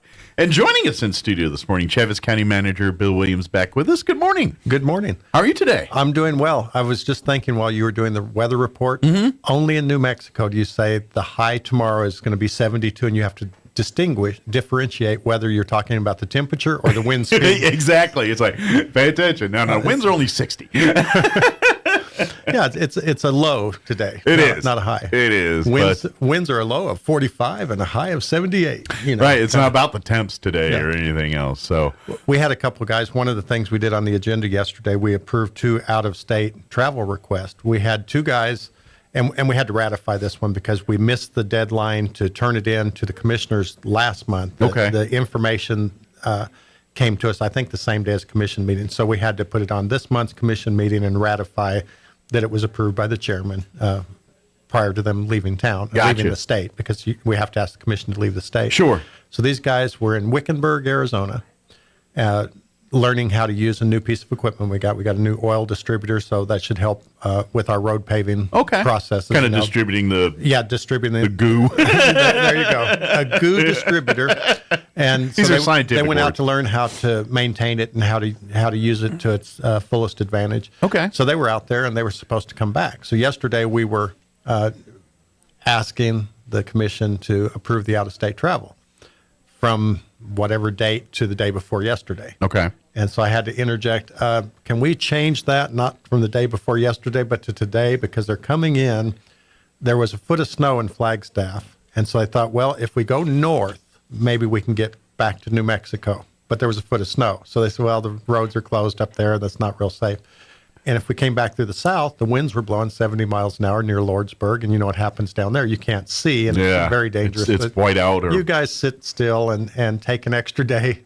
Sit in the I've been motel. stuck in that part of the woods when a snowstorm hits, and it's not. They'll close interstates and things like that. Yeah. Oh, those poor guys, they got over there just, not that far away, but really it was not real cool for them to try to come back. So we think pretty highly. Let's of you err guys. on the side of caution here and be safe. Yeah. I mean, we just got you taught some stuff. Be ashamed. We don't want to lose you, so we got to get you back for that. So I didn't imagine. I didn't realize Flagstaff staff it was capable of getting that much snow and stuff. But I guess higher up in elevation there, I guess. So, and of course they were going to have to come from the southern part of Arizona up through the mountains and stuff, and even coming through Springerville, it would have just been a very difficult time for them. So I would stayed imagine. put. Well, so made more sense. There's no reason to kill yourself for this for no reason. Right. So good deal. So they were able to make that quick. They did make it back. Yes. Glancing at the agenda from yesterday's city, it's kind of that atypical, February timeframe type meeting. A lot of housekeeping type stuff with the roads, and these are kind of annual event things you do every year about this time. Right. So. We just had a few items on our agenda, and of course, one of them, the main ones, is the roads. Every fall, we come up with a schedule of events for the road hearings. And so we say we'll take the applications from this time to this time, then that's closed. And then we appoint the freeholders. There's 3 people that are picked from the community that have no ties to any of the roads that are being done. They don't have a dog in that fight, basically. Right. Yeah. And they go out and look at the roads and make a recommendation to the commissioners as to whether or not they think it should be taken on by the county or whatever, or in the event of a road vacation, they say, looking at your criteria here in your policy, this road doesn't meet the requirements to be vacated. Gotcha. So we have a neutral third party that says it should either move forward or not. And they're looking strictly at what the law says versus what's desired, and if those things line up, and if they do, then it goes to the next step. If not, then it's squashed right there. Right. On a vacation. Yes. Yeah. The other, it's just a recommendation. Hey, we think that this road would be a great addition to the county, or I don't see why the county would want to take this road over. They say it either way, but it goes to the commissioners to decide ultimately. But in February, we always decide who's going to be on that committee. So they seek out some willing people to fill those roles. You have to bribe them with lunch or something? Yes, we do. I bought many burritos for people who are willing to do that. That's not the day they go to the correction facility to eat lunch. So we do that every February, and at the same time, we ask the commissioners to approve the list of people, and which is just 3, and an alternate. And we also show them the application so they kind of know what to expect for the year. So gotcha. And I don't remember what the numbers were. There were 13 road vacations this year. And so I immediately looked at that because that's the most contentious part of this usually. Gotcha. But there's a big number of them that are suggested by the Chaves County Road Department because they're just a dead end alley or they're the ones that actually work these and probably are best familiar on the usage of these roads. Right. Yeah. And you know, we always try to clean up anything that's not to the use and benefit of the public. If it's just going to someone's ranch house, you know, half a mile of road to maintain, going to a ranch house or something, we try to get rid of those because that's not fair to the taxpayer. Exactly. It's a driveway. So we try to do that. So there were several of those in there or several roads that I wouldn't say they were a driveway necessarily, but didn't. They were used by one person and one person only pretty much. Right. I gotcha. So, you know, we do that every February. Other than that, commissioner committee assignments, we usually do that. Another housekeeping thing, because yes, you know, especially when you have a new commissioner seated and things, they you know, they do the leadership, and then there's also a bunch of committees and things, and so they decide who's going to serve on what committee, and I imagine, is that a time too where they assess what committees are there, or does it strictly just fill in the positions on the committee? Well, we already have the committees laid out. I guess what I mean is, do they look back and say, do we still need this committee, or can we get rid of this? I mean, is any of that housekeeping kind of stuff, or is that a different we probably do that kind of as an ongoing thing, but like as needed? Yeah, all these committees are pretty much established that we absolutely need to have. Gotcha. Two commissioners. These on each ones committee. are kind of they handle staples that happen every year. Right. They're standing committees. You know, we can't have 3 commissioners on any committee, obviously, because that would be a quorum. A commission meeting. Yeah, it would be legally a commission. That's why you never see more than 2 in a room together here, other than the commission right. chambers. I mean, they can go to a public event, but they can't group up. Can't meet and you know, talk, if it's a concert or something, you know, as long as, you know, there's 2 over here and and one, and that this 2 doesn't continue to change, you know. Right.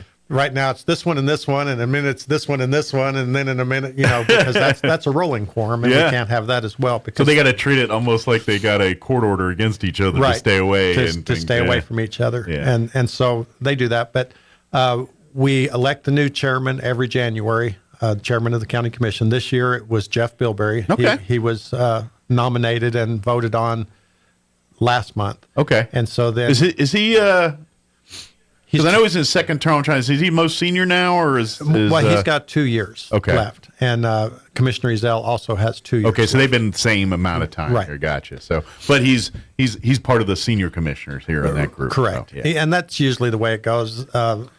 I mean, they don't let the new people be the president the first time generally, unless everybody's new. And which usually, as time progresses, they get more comfortable with it and look forward to that opportunity to serve as chairman. Yeah, chairman. Some of them don't care to be the chairman. Sure. You know, and that's a personal opinion. They feel like they can be more effective here, or they've got too many other commitments. Absolutely. And at the end of the day, the chairman of the commission is just really the official signature of the commission, basically. He runs the meetings and things.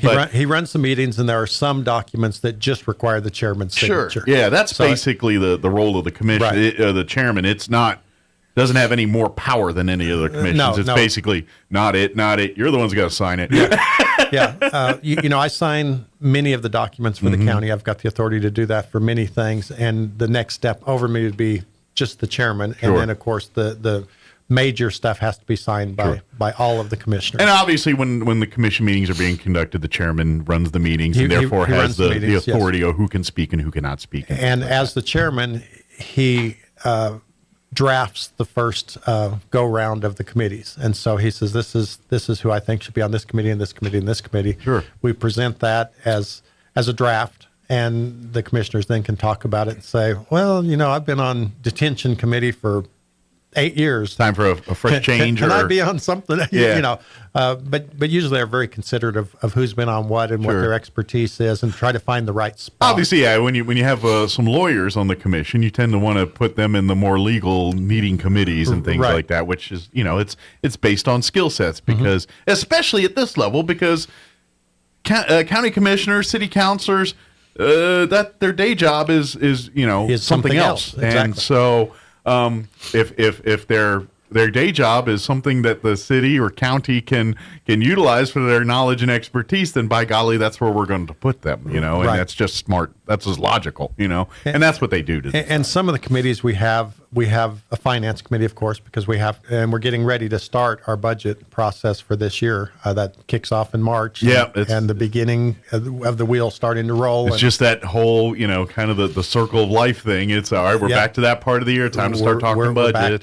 It takes a long time to put together a budget with as many departments and as much. Well, at this level right now, is this kind of where the department heads are really going through their budget lines and saying what I want, what do I need? They're kind of building their wish lists / building their budget. Right. They start looking at last year's budget and say we're whatever percentage through the year, and I've utilized the appropriate amount of funds for this particular line item.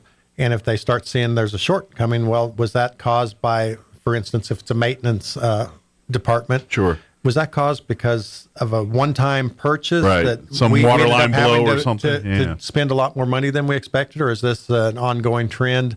And so then they adjust. Okay, next year I need to ask for a little bit more money for supplies because all the costs have gone up. Sure. Or this was a one-time thing. I think we'll be fine staying pretty close to the amount that we asked for last time. And the good news is the department heads and stuff are pretty good stewards across the board. So it does make the commission's job a little bit easier, where they don't always have to go through and really butcher someone's list. We are very fortunate that our department heads, we don't have a use it or lose it mentality like a lot of government entities do. Which is why when you have these roads to nowhere, bridges to nowhere type events, generally it's because of that ideology of which Bill's talking about. Yeah, if you have an extra $10,000 left, we got to spend it. Let's buy something, but we don't really need that. Well, we don't do that. Who cares? We need to spend it. We don't do that at the county. In fact, department heads are not really rewarded, but appreciated because if they don't use all their budget, they turn it back in. And then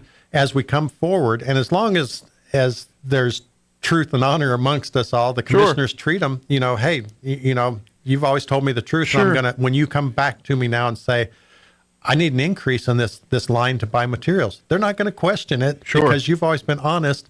Every year before you brought money back, or that line was used, but the other line you didn't just do wasteful spending to get rid of your budget. And it works the other way too, whereas as the commission, where you look and you say, okay, because you always give me fair and honest budgets, when you come at me with something that's going to be out of the ordinary or more expensive, they're going to be like, look, if you really need it, then you know what I mean? They're not, because if you have a history of just trying to ask for the most and just pull the wool over somebody's eyes, they catch on, as does anyone. They get tired of being. So it's that trust between the commission and those department heads to say, look, I'm going to be honest and fair with you, and you do that with me, and that's exactly what it is. Like, be honest with your budgets, be realistic. Don't sell yourself short, but at the same time, don't waste money here.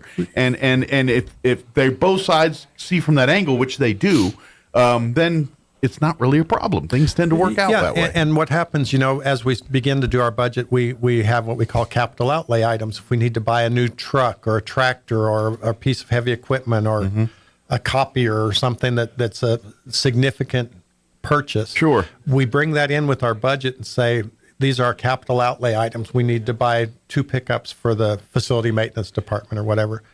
And they say, well, how much are they? Well, I started to say $20,000 a piece, but that doesn't touch the tires on a pickup these days. But whatever the price is. Where you guys getting your pickups at? But, you say, we need 2 pickups. And they say, okay, capital outlay. Well, we don't want to spend next year's money if we don't have to. So they evaluate how much is being turned back in by all the departments.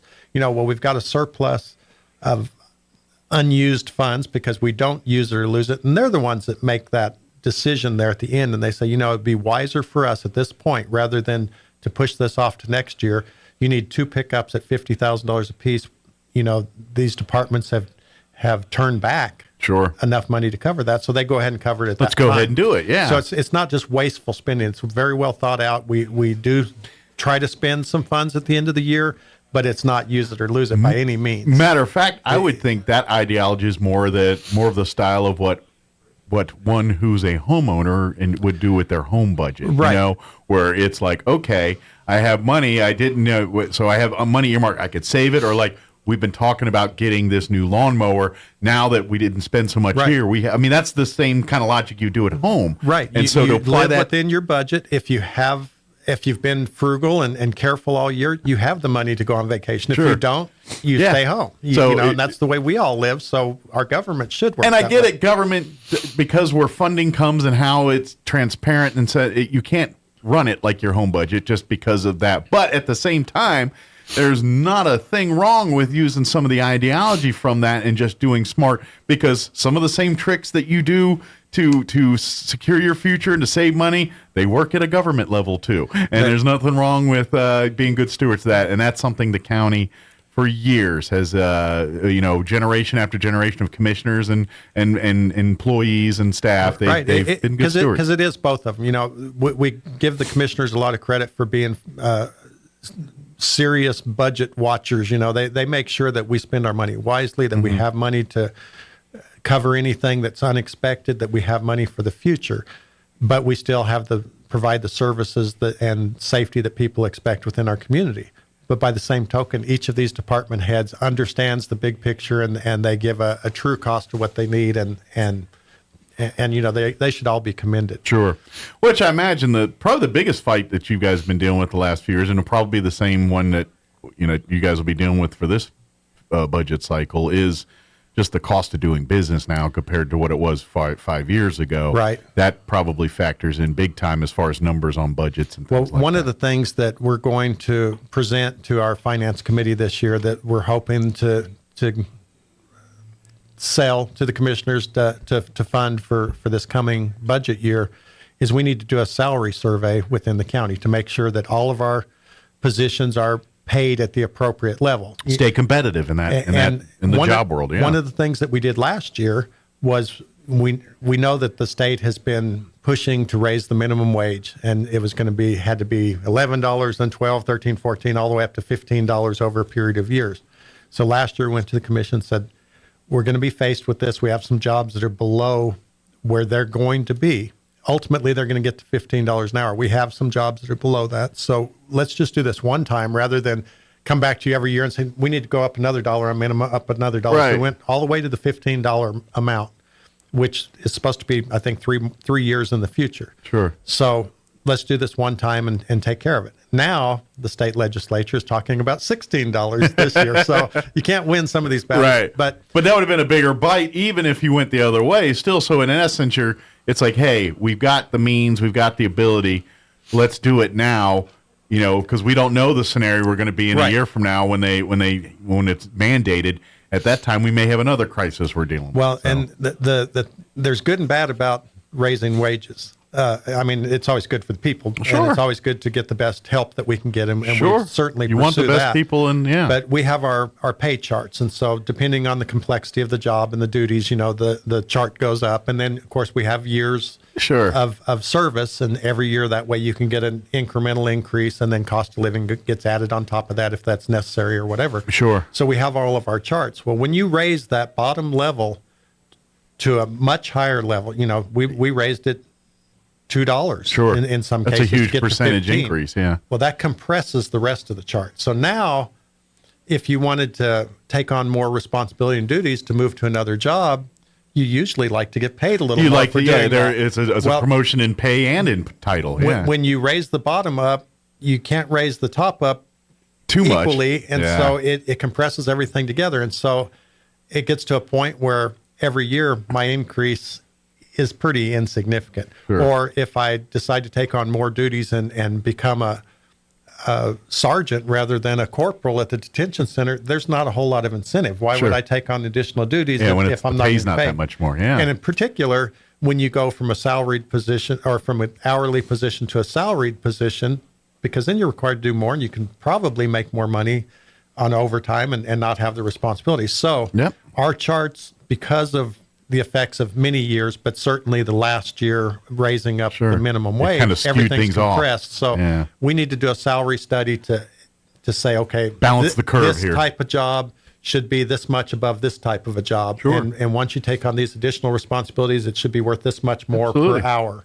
And then we stretch that out for the full length of the I know it's a truck. weird concept, but people want to be paid for their skills. Well, and we want to pay people for our skills. We want to pay the appropriate amounts. And we have really good staff. And we want to be sure we keep them. And we want to encourage others to apply. And this goes back to the other point because, something that happens at all the time at commission meetings, I think at least once a year you guys do it, where you honor those employees that have been part of the county for a long time. Mm-hmm. And there's a reason why year after year when they do that, there's not only one, but usually several people that have got 20, 30 plus years with the county. Mm-hmm. It's because it's a good work environment. That's a testament to that. And it's more than salary as well. Sure. But there's a whole measuring stick package. Yeah. We have a new commissioner, Michael Perry, and he had been getting his insurance elsewhere. And when he came to the county, because the county generously has been covering the increases on insurance for 4 or 5 years for our employees. We still have to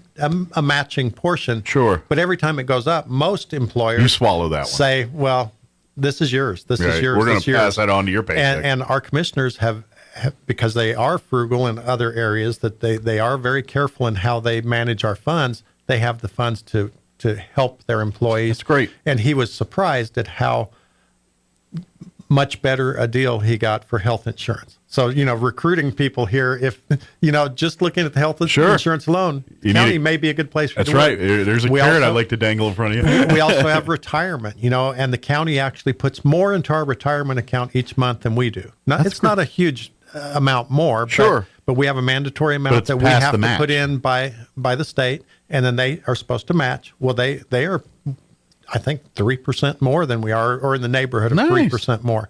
Plus we get holidays and all those sorts of things. So it's a great place to work. That's why they get their 5-year pin as the first pin you get, then a 10-year pin, 15. And every time we end up with someone that's over 30 years. Every single year we end up with someone that, when you get to 30 years, we'll give you a plaque, not just a pin. Yeah, we'll upgrade you. We'll upgrade you. You really did good. So there's only so many places to put pins after 30 years. Right. So the county's really a good place to work, and it's because of their the way they manage the budgets and the way that they take care of their people. And like I said, even though they could have stretched out this minimum wage thing, they said, let's just do this. Let's take care of it. We're going to be there anyway.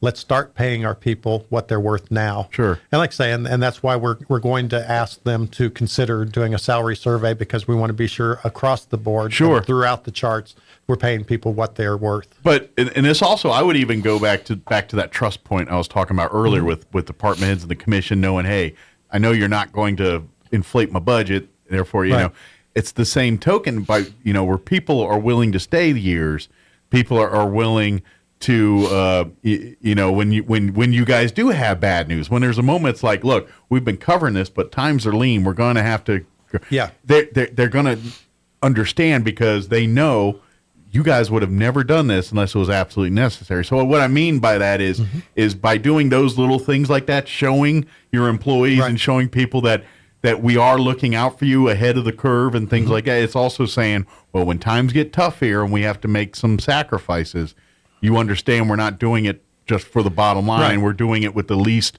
where people are first. We're doing this because we're left alternative. Hopefully we don't get to that point anytime soon, but if times ever get like that, it's that same trust that's going to keep things going. And we're very fortunate.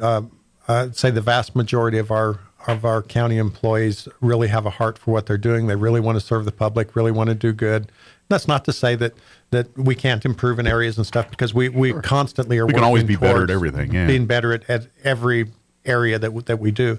One of the things that we did yesterday, I should get onto our agenda, I guess. Yeah, we've probably been philosophizing here for the whole time. That's easier for you to say. say. I could spit that out to save my life. We had a presentation from Jaramillo Accounting Group. They do our audits for us. Every few years we have to go out for RFP, request for proposals, and evaluate and choose a firm that's going to do our auditing, because we have to do audits to show that we are actually doing things legally and no money's disappearing, all those things. We do have to prove that we are doing what we say we're doing. So every 5 years or so we get a new auditor, or it could be the same one, but we evaluate who we're going to get. But Jaramillo has been very good. They're very tough. They're a forensic auditing company, and they dig so deep. I mean, their goal is to find things that are wrong. Gotcha. And man, they're good at it. Good. And at the end of the day, that's a good thing. So we can fix we've these had a things. variety of auditors over the years. Some of them are easier, some of them are harder, but this group is Very particularly thorough. Good. And they gave a report, like as they're required to do annually. They came to our commission meeting, let everyone know where we're at on everything. We had 0 audit findings. Wow. And that's, again, a testament to our employees. Our finance department, led by Annabelle, who was here last month. Well, they have rows of awards in their office that they get every year because they have no audit findings. Well, they do a great job. I think this is one of those cases where iron sharpens iron. Absolutely. You know what I mean? And so, sure, the standards are hard, but the standards being hard make you better. And that's what's going on here. And so now the fruit of that labor is going. And like you said, we have great people that dot every I and cross every T. And Right. so when it's time to come to analyze and make sure we're doing the right job, they've already been doing these things in practice. So it's just a matter of just, reviewing and making sure there's no anomalies. I feel bad for them sometimes because they do cross every T and dot every I because they make sure that whatever policy is in place, internal controls that we have for managing money and assuring that someone doesn't have any sort of access they shouldn't have to get away with things that happens all over the government. God bless the people that pay attention to They will detail. cross every T, dot every I. Sometimes people get so mad at them and say, well, this is the policy and we're going to follow this policy to the T. Now, if we change the policy, they'll change with the policy. Sure, But but they this is what they it are says. not going to step out of what it says. It's very black and white to them, and they do a great job. You may not want to hang out with these people at parties, but God bless every one of them that pay so much attention to detail because at the end of the day, they save our bacon time in and time out. So They do. God bless. So if you have a friend or people that are attention to detail oriented and to the point almost where you're like, dude, give it a rest, just go buy them lunch today. Be happy because those folks are even on the days you want to punch them in the face, they're the ones that save our bacon and time in and time out make sure that things are going the right way. And without them, we'd be in chaos and just a complete mess right now. Right. So And along those same lines, Annabelle came with me last month and talked about ordinance number O-112, adopting a county gross receipts tax. And what it is, this ordinance, as she explained last month, replaces ordinance O-90, which sunsetted. So there's a certain percentage, it's 1/1/8, if I'm remembering right, and Annabelle will shake her head and correct me when I just bring her do with this you every wrong. time. That way she can fix it. But there was a gross receipts that was designed when they took away the tax, if you want to call it that, on food stuff. So there was a hold harmless deal to make counties whole because they were losing out on what they were getting in revenues from the sale of food and those types of things. Gotcha. And so that was designed to go away after so many years. And so it has gone away for that purpose. It's earmarked, in a certain area in the budget. But the taxes didn't go up, anything like that. It's just we have reallocated that to go to the general fund now because after a certain length of time, it doesn't have to go into that other fund. So now it can go into our general fund.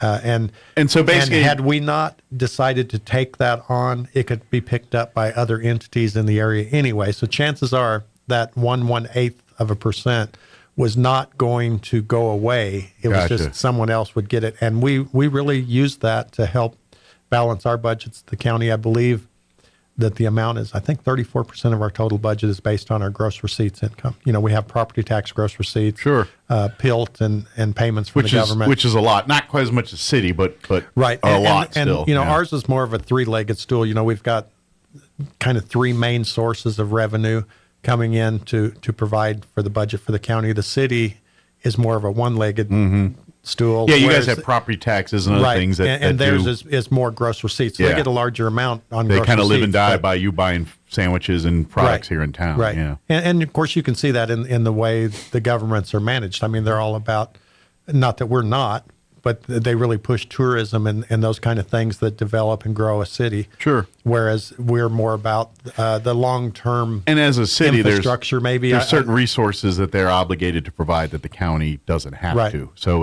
and you partner with on that, because well, we have the same thing. We mirror them. We have thousands of miles of road we have to deal with, and we have to provide the detention center and the place for the courts and the health department. So it's kind of balanced out. Where everyone takes care of what they need to based on what their role, like trash, water, is. things like that. They have a bigger hand in that. Not the county does too, but not like the city and all that. I mentioned the courthouse.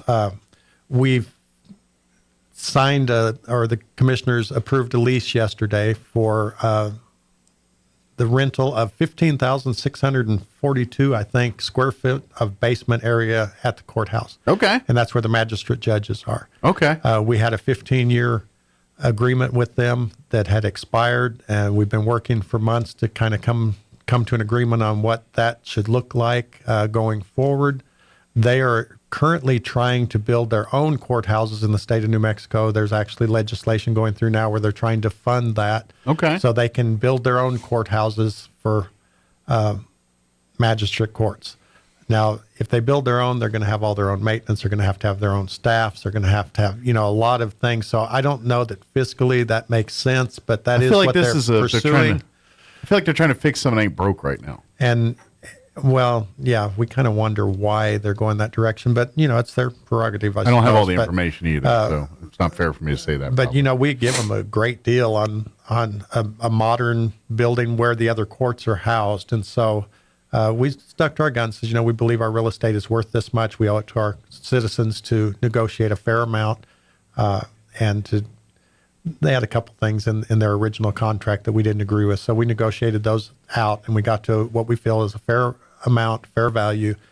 We only went 7 years because they are hoping that they're going to be building their own stuff and taking their future into their own hands, I guess. But anyway, so we got an agreement signed that will take care of us for about 7 years. Okay, so at least 7 more years they're going to be there, unless they build early. And I suspect they'll be there longer than that. But But at least we got that out of the way, and we've been working on that since before Stan Riggs left as county manager. We were bumping up against that term expiring. He reached out to him. We had trouble contacting him. As soon as I took over, I continued to reach out. Finally, we got together on this and got that done. So good. So that's 7 years. That'd be kind of weird if you see in the magistrate court packing up and like, hey, we're contracts now. We got to move. Yeah, we're gonna set up at the new Popeyes. And the thing is, we actually have other entities that are interested in being in that area. Okay, and so it is a coveted real estate space. Yeah, it's a modern building. It's in good shape. It's maintained well, and security's pretty good. They have great security, and they don't actually pay for the security. The security's already in place. It's already there. We have to do that anyway, so they get the benefit of many things. And we pointed that out to them. That they get the benefit of several things. We're very thankful that they're there. Our local people, of course, are great. Our judges are great. All their staff is great. But this all came through Santa Fe, and it took some back and forth to get to where we needed to be. This sounds like one of those things where people that don't necessarily have boots on the ground know what's going on or making decisions is what it sounds like. But that's another story for another day. Yeah, we don't know what their staffing is or anything else up there, but the environment has changed a lot with the negotiation with them from the previous attempts, apparently. Gotcha. So, makes sense. And other counties are having the same issues. When we started negotiating, I reached out to other counties and said, what are you guys doing? And got a real variety of answers back. So all of us are scratching heads and wondering. We are.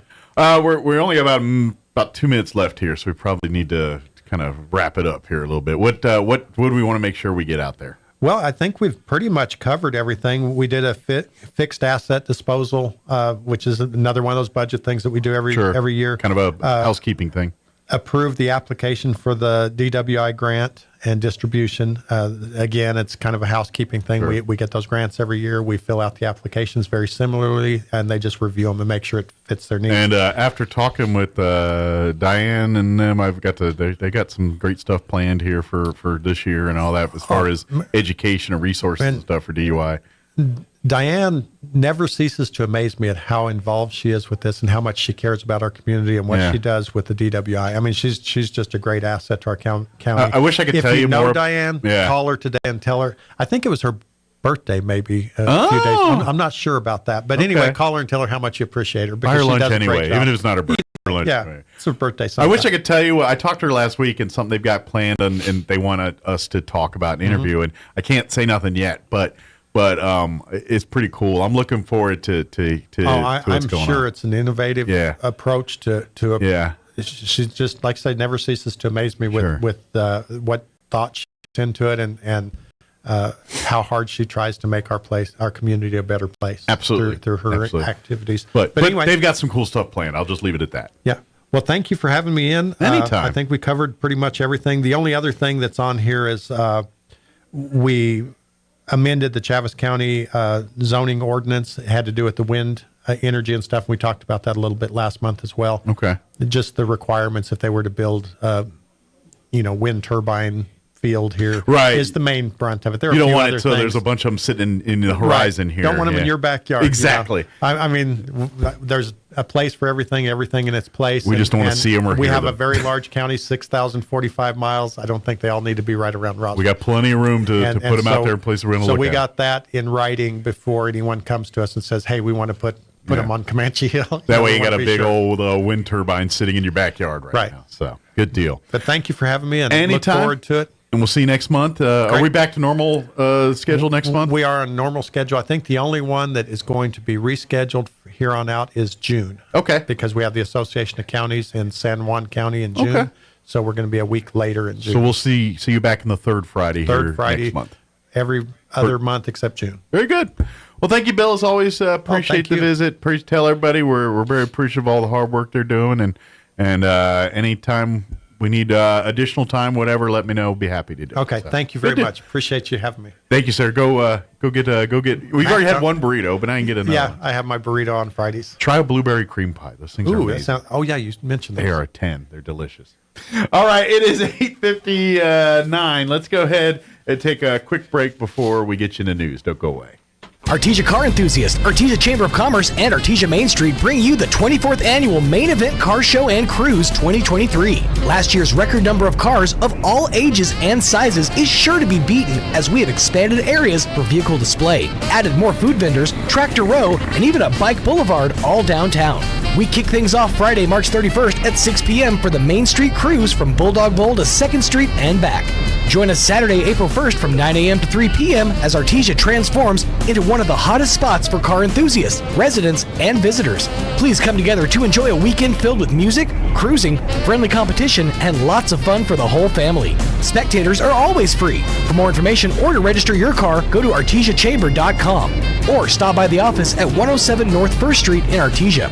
The Main Event Car Show and Cruise, Friday, March 31st and Saturday, April 1st in downtown Artesia. Ad paid for by Artesia Lodgers Tax. What's up, my fellow Americans? It's your boy, POTUS numero uno, George Washington. You know how I feel about lies, right? Not a fan. Well, you can get a great deal right now during the President's Day sale at Roswell Nissan with access to over 300 pre-owned vehicles, quality pre-owned trucks under $30K, and 10 grand off all new Nissan Titans when financed through Nissan. These are the lowest prices of the year. No cap, as the kids say. Come save a bunch of Washingtons during the President's Day sale. On now at Roswell Nissan, 2111 West 2nd, or shop online at roswellnissan.com. On air and online. This is Roswell's home for talk radio. KEND Roswell. Prices rose 5.4%. That annual increase seen in December. The report also showed consumer spending rose 1.8% last month compared to December, after falling the previous month. Since March of last year, the Fed has attacked inflation by raising its key interest rate 8 times, a trend many analysts fear will now continue. Buying reporting. President Biden gathering with world leaders today in a video call marking the anniversary of the Russian invasion of Ukraine. The president is set to meet virtually with G7 leaders and Ukrainian President Zelensky. To continue coordinating our efforts to support Ukraine and hold Russia accountable for its war. Press Secretary Karine Jean-Pierre says the leaders will be announcing new sanctions against those who are aiding Russia's war effort. Greg Clugston, the White House. The Biden administration is defending its response to the toxic train disaster in eastern Ohio. Meanwhile, hundreds of thousands of gallons of wastewater from the accident scene have been shipped to the Houston area for treatment, much to the dismay of some local officials. One thing that I want to share that I think the public should know is that I learned about this not from a regulatory agency, not from the company, but from a member of the press. And that's unacceptable. Harris County, Texas Judge Lena Hidalgo heard on KTRK TV. Watching Wall Street, the Dow down 453 points, the NASDAQ off 247. More on these stories at townhall.com. Everybody wants cheap airfare, but where do you find it? You call low-cost airlines. Their prices are direct from the airlines, and they're so low you can't find these fares published anywhere. They specialize in cheap flights, discount hotel rooms, cheap car rental rates, and great package deals anywhere around the world. Wherever you want to go, they can help you get there cheaply and with a best price guarantee. If you want the lowest prices on your airline tickets or other travel services, call now. That's right, call. That's the only way to get these rates. Experts are standing by 24/7 to get you the cheapest airfare and hotel rates available. So don't wait. Call right now for the lowest travel prices anywhere and for great last-minute travel deals too. Call 866-755-5300. That's 866-755-5300. Again, that's 866-755-5300. Call us right now. An Australian newspaper reports the nation's main domestic intelligence agency has quietly expelled a Russian spy ring from the country. The Australian Security Intelligence Organization revealed earlier this week that it had detected and disrupted a major spy network, but did not name the country responsible. The Sydney Morning Everybody Herald wants reports it was cheap Russia, airfare, citing but where unnamed do you sources find with it? knowledge You of the call operation. low-cost The newspaper airlines. says the spy ring comprised purported embassy and consular staff, as well as other operatives using deep cover identities. It reports the spies were forced out of Australia over the past 6 months, with their visas canceled or simply not renewed. I'm Ben Thomas. First Lady Jill Biden tells the young people of Namibia that their democracy their parents and grandparents fought for is now theirs to defend and protect, encouraging them to include women and girls, voices she says have been too often unheard. Townhall.com. A replacement ride home for 1 astronaut and 2 cosmonauts is on its way to the International Space Station from Russia. The rescue ship was launched after the original ride home sprang a dangerous leak while parked at the space station. The new empty Soyuz capsule should arrive at the orbiting lab on Sunday. The capsule leak in December was blamed on a micrometeorite that punctured an external radiator, draining it of coolant. The same thing appeared to happen again earlier this month, this time on a docked Russian cargo ship. The Russian Space Agency delayed the launch of the replacement Soyuz for inspections until Friday's pre-dawn launch from Kazakhstan. The capsule has bundles of supplies strapped into 3 seats. I'm Norman Hall. There have been no arrests yet in last night's shooting outside a school in Philadelphia. A 2-year-old girl, her mother, and 5 teens were injured. Police say they're hunting for several suspects. More on these stories at townhall.com.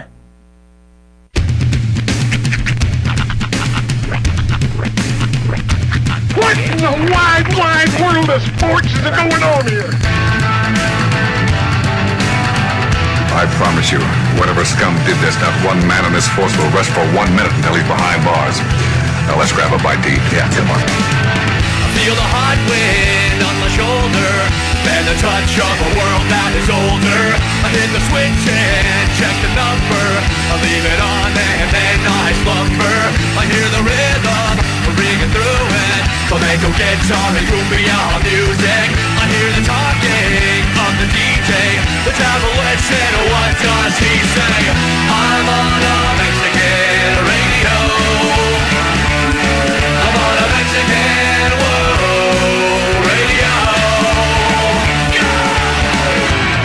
Broadcasting live from high atop the J.P. White Building in downtown Roswell, New Mexico. It's Mornings with Mike Winters on 106.5 Roswell's Talk FM. Is that what I sound like when I talk? Now, here's your host, Mike Winters. And good morning. It is 6 minutes after 9 o'clock.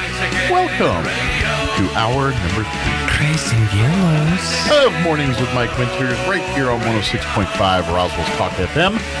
Happy Friday. I say it with all the love in my heart. Happy Friday. Hope your Friday's going well. I just thought of something random. This is completely out of the blue random. I was sitting here spinning this thing. Do you remember, and I don't know if they still do this, but there was a time when on The Price is Right, during the wheel spin. Okay. At the very end of the first and the second half. If you didn't get the wheel to go all the way around, they booed you. The crowd would boo you. Is that still a thing? I think so. I haven't watched it in years. I haven't watched it in years either, but I mean, with this woke generation where everybody gets like a participation medal and all that, do you think they still boo people if they can't get the wheel to go all the way around? I think so, because it's crazy. But to be honest, I think I've watched one episode of Price is Right since Drew Carey's taken over. Yeah. I really don't know. I've watched a few. And I mean, I think they've maybe made the wheel a little easier to get around because I've never seen anybody not be able to get the wheel to go Maybe around. that's it. They made it lighter. Honestly, it's probably the same wheel. Yeah. If, let's face it, TVs, they try to save money. It's probably the same wheel. Yeah. You watched that Netflix documentary about the guy, The Perfect Bid? Yeah, The Perfect Bid. I never finished it. But you watched? Yeah, I watched most of it, yeah. You know what I loved most about that documentary? Forget the story, forget all of that. Right. It was showing behind the scenes of the Price is Right fascinating warehouse where all the Plinko and the games were just like stored in these boxes and things, and you're like, look, well, there's the wheel just pushed up in the corner there. To me, that was fascinating. And it was only a blip in the documentary, but I was so like distracted by that. I was like, that's way cool. Can you get tours of that? I want to see that. I want to see. I would love to see the behind the scenes of the Price is Right. I'm sure it's so unimpressive. It's not even funny. Well, it's basically just a sound stage. But the thing is, everything that happens behind the scenes is the entertaining part. But what I mean, in our head, it seems like this big thing, like showcase. And to me, it seemed like this endless thing of room and just this big. And I know it's not. And once you get there, you're going to be like, it's kind of small and dumpy. I just, you know what I mean? It's kind of like cameras make everything look bigger. Well, you look at like news studios, like you watch the evening news, right? And you look at those things; they look high tech with the boards and the fancy looking paneling, and you realize that's like a board they're just sitting behind. They're literally sitting in a warehouse room with like lawn chairs and whatnot. I mean, they made it a little fancier now, but they have a light with a filter that's being held. The filter is being held over the light with a chip clip. It doesn't look like it's not like you're hanging out in a restaurant. Like it kind of looks like you're in this like very barren room with this backdrop and TV panels. It's one of those things. I'm fascinated by the behind the scenes stuff. When Nickelodeon used to have their studio at Universal Studios in Orlando, Florida, and you could like go through and tour it, and like they would shoot episodes of like Double Dare there and stuff like that. Yeah. The stuff that I like never thought about as a kid, because you watch Double Dare and you're like, oh, that looks like so much fun. They're messing around with whipped cream. People who worked on the set of Double Dare said that it smelled so. Oh, I imagine. Just god awful on the set of Double Dare. Because it was just rotting whipped cream and like just nasty milk that they couldn't do anything with. Because everything like all the slime and stuff had to be food grade. Yeah, but say what and whatever ingredients are in slime is probably perishable, and that you think they clean every nook and crevice to get all that goo out of there. They could never get that smell to go away. I imagine the set of You Can't Do That on Television had a similar stank to it. Right. And the other thing is everything is so slippery because it has to be shiny for TV. So as a result, everything is just waxed. And everything is so slippery. So then when you get your shoes wet, when you're going through snot to look for a flag or whatever it was. They said they had to give every contestant special shoes, like special Reebok shoes that were extra grip. Well, they probably also destroyed, so you wouldn't want to wear your own shoes because they're probably not wearable after that, assuming you participated. You know what I mean? Because you go through a gauntlet of goo and garbage to get your stuff. But anyway, but yeah, it's always like you always hear that. I thought you'd be bigger. You know what I mean? And it's television's all of that. Everything is huge. You think it's a massive thing, and then and it's just this. That's why I love whenever you see like Marvel behind the scenes, like when they're shooting like, what was it, Ant-Man and the Wasp or whatever? Yeah. He's just like standing in place in front of a green screen. He just goes, and they make that into this humongous thing where he just ran away from the bad guy and like flew away. Right. Yeah. It's pretty cool with the green screens and all. I imagine though, as an actor, it's got to be hard to recreate the emotion side when you're like as those Marvel movies they're facing this big, huge monster or whatever it is, and they're not really seeing that, obviously, because of green screens and all that. But you have to act like you are. And so how do you sit there and legit feel that you can evoke that, oh my gosh, they're looking at a Godzilla here. And that's really where acting comes into place. Like you have to show it. You have to show it in your face what you're looking at. Yeah. It's like if you ever watched the behind the scenes from the movie Ted, it's so funny. I imagine because the way they shot it was basically they had a stick with a tennis ball on a roller that they would pull around the set that the actors would act. So you can see where his head is. Right. But while all this was happening, off camera, was Seth MacFarlane in a full-blown motion capture suit doing Ted. Oh, really? Like acting. That's why like the scenes with Mark Wahlberg and him where they were like so back and forth. It's because he was right there and they were actually doing the interaction. Okay. While Wahlberg's talking to a tennis ball. Right. And it's just so funny to see Seth MacFarlane walking around in just like this gray motion capture suit and just doing Ted while the movie being filmed.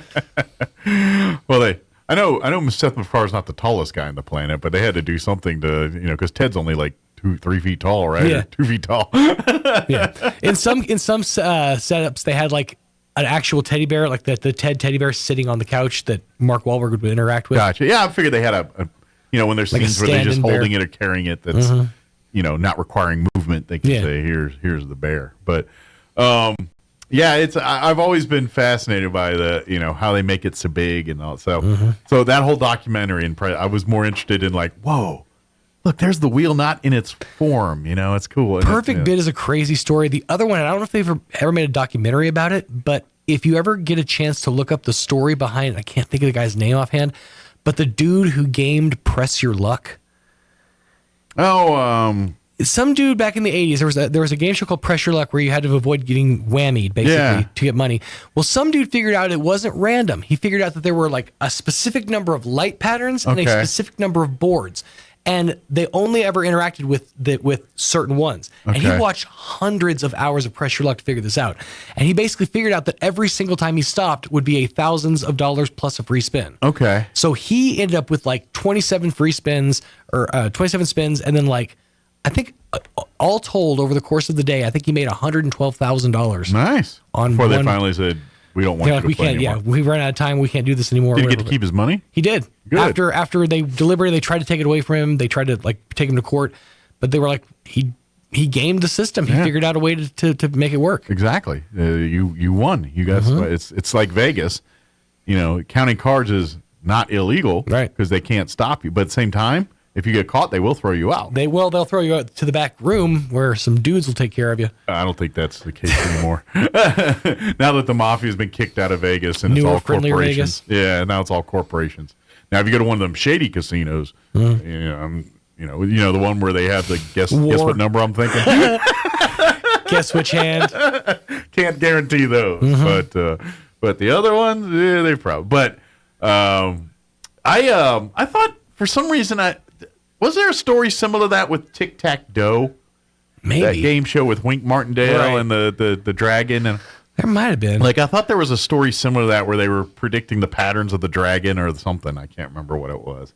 But maybe I'm muddying that with a different story. But, you hear those. And, of course, there is a great movie with Ralph Fiennes, whoever you want to call him.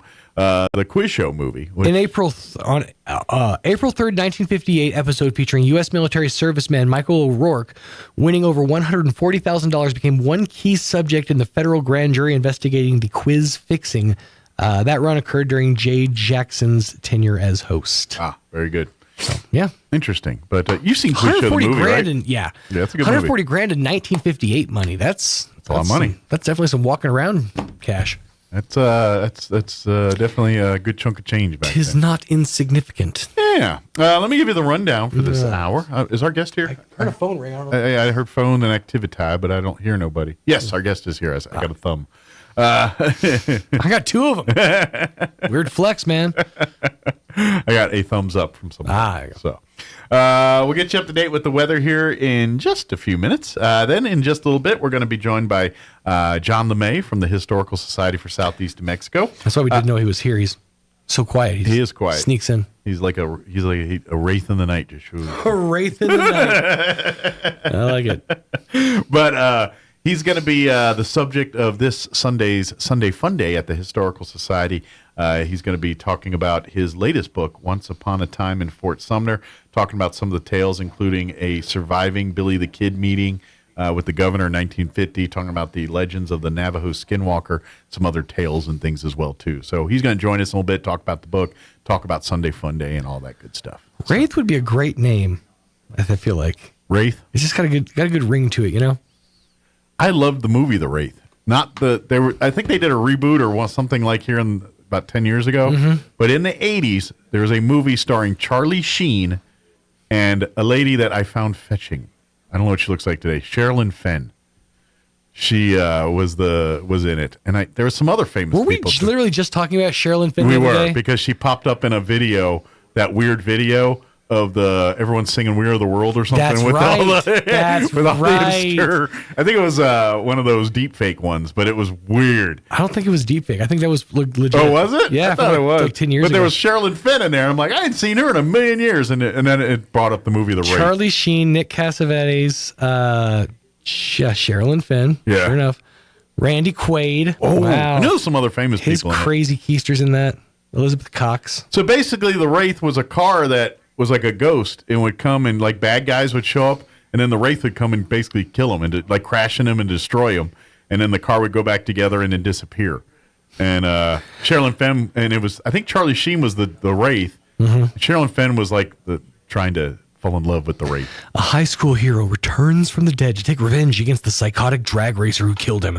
The murdered boy transforms himself into a high-tech spirit in black leathers and sets out to do battle with a gang of desert-based car thieves led by the man who destroyed him. That's so basically, it's Knight Rider, but darker. Yes. Right. Exactly. Knight Rider with some weird darkness to it. And I want to, if I remember right, I think it was the year, like when they came out with that weird concept Camaro that had kind of a boat look to it. I don't know if I think that's the car they used for the That was Wraith the that Wraith year. car? Yeah, it's kind of got that came out in that 86. Yeah, but when they had some of those concept Camaros, and it's even in the 90s when I think they kind of pulled it off of something like that. It may have been another concept Dodge car. M4S Turbo Interceptor. There you go. But it kind of looked like one of those old Camaros, but or not old. Well, yeah, old now, but you know, the 90 version Camaro. Ooh, that is slick. Yeah, it's very futuristic. It's At least it's in my very head. 90s is what it is. It's In my very, head, it does. It's very rounded.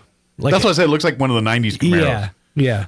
Yeah. It's very everything's very rounded. And it's off. that black gray color. And it looks like a jet fighter type look to it. The only picture I saw was one in it was just like in smoke. It's right there. Yeah, But, that's the Wraith car. yeah. Yeah. Yeah, it just looks very rounded off with the headlights way down at the bottom. Yeah. Oh wait, does that have pop-ups? No, I can't tell. I can't remember. It's been a long time since I've seen the movie. Which have you seen? I watched. There's just like a random video of two cars with pop-up headlights. They were blinking at each other the other day. It's pretty I don't know. The cars I ever had that had pop-up headlights, after about a year, they stopped popping up. Right. They just stay popped.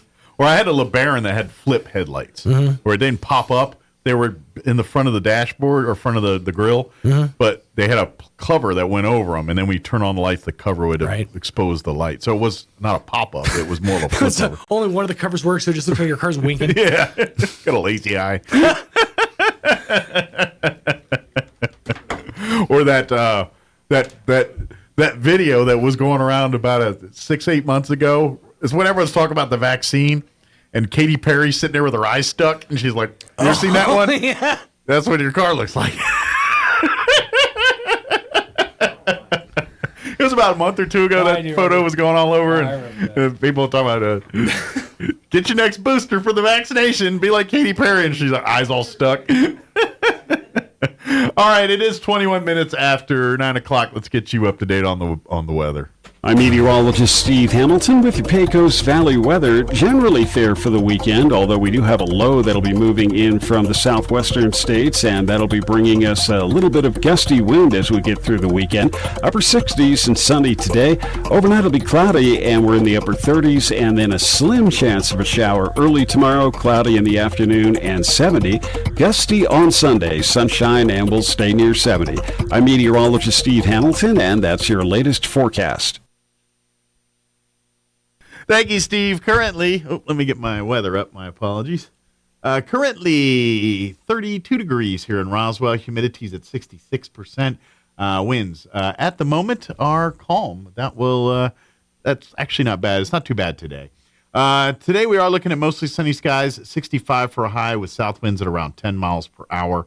Mostly cloudy tonight with an overnight low of 40. Winds will be out of the south 5 to 10. Saturday, mostly cloudy and 67 tomorrow with south winds 5 to 10.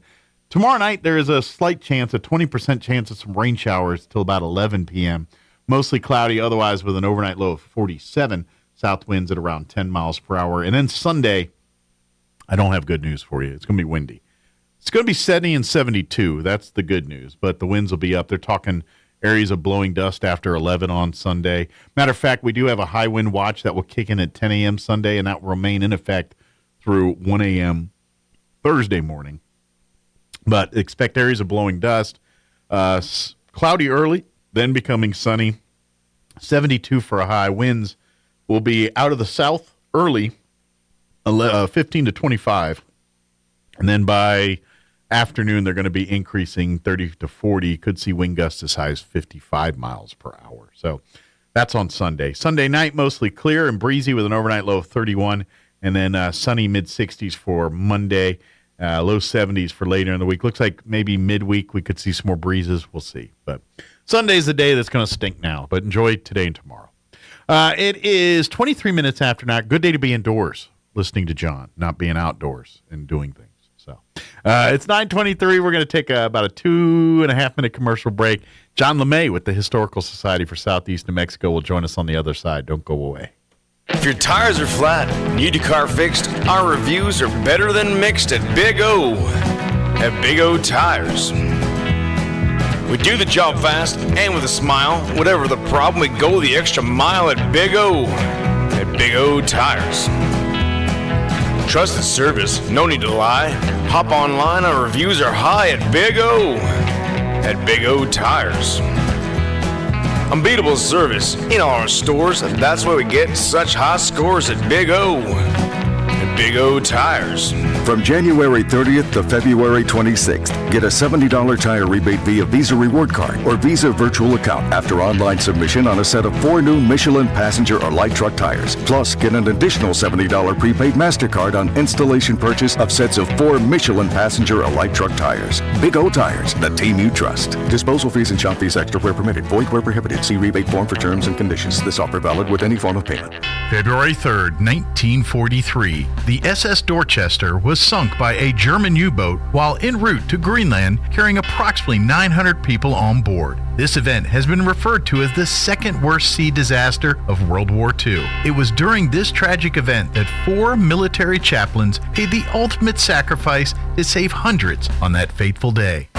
The American Legion Post 61 family would like to invite you to hear the story of the 4 chaplains and hear why these 4 men are still inspiring Americans today. Join us at First United Methodist Church, 200 North Pennsylvania in Roswell on Sunday, February 26th at 3 p.m. This event is completely free and all are welcomed and encouraged to attend.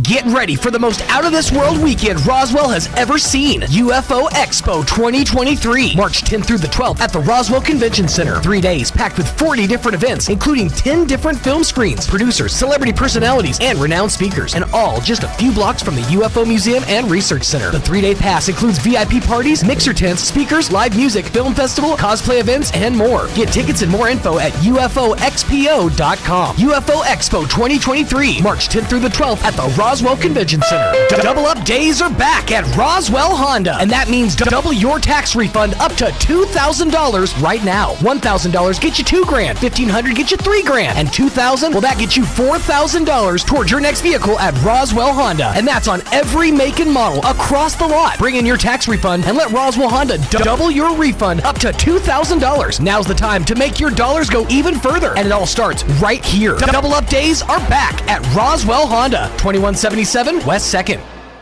Here's a Mornings with Mike Winters fun fact. The Goodyear Rubber Company researched and concluded that shoes wear out faster on the right foot than on the left. To fix this, just walk backwards for half the day. Here's Mike Winters.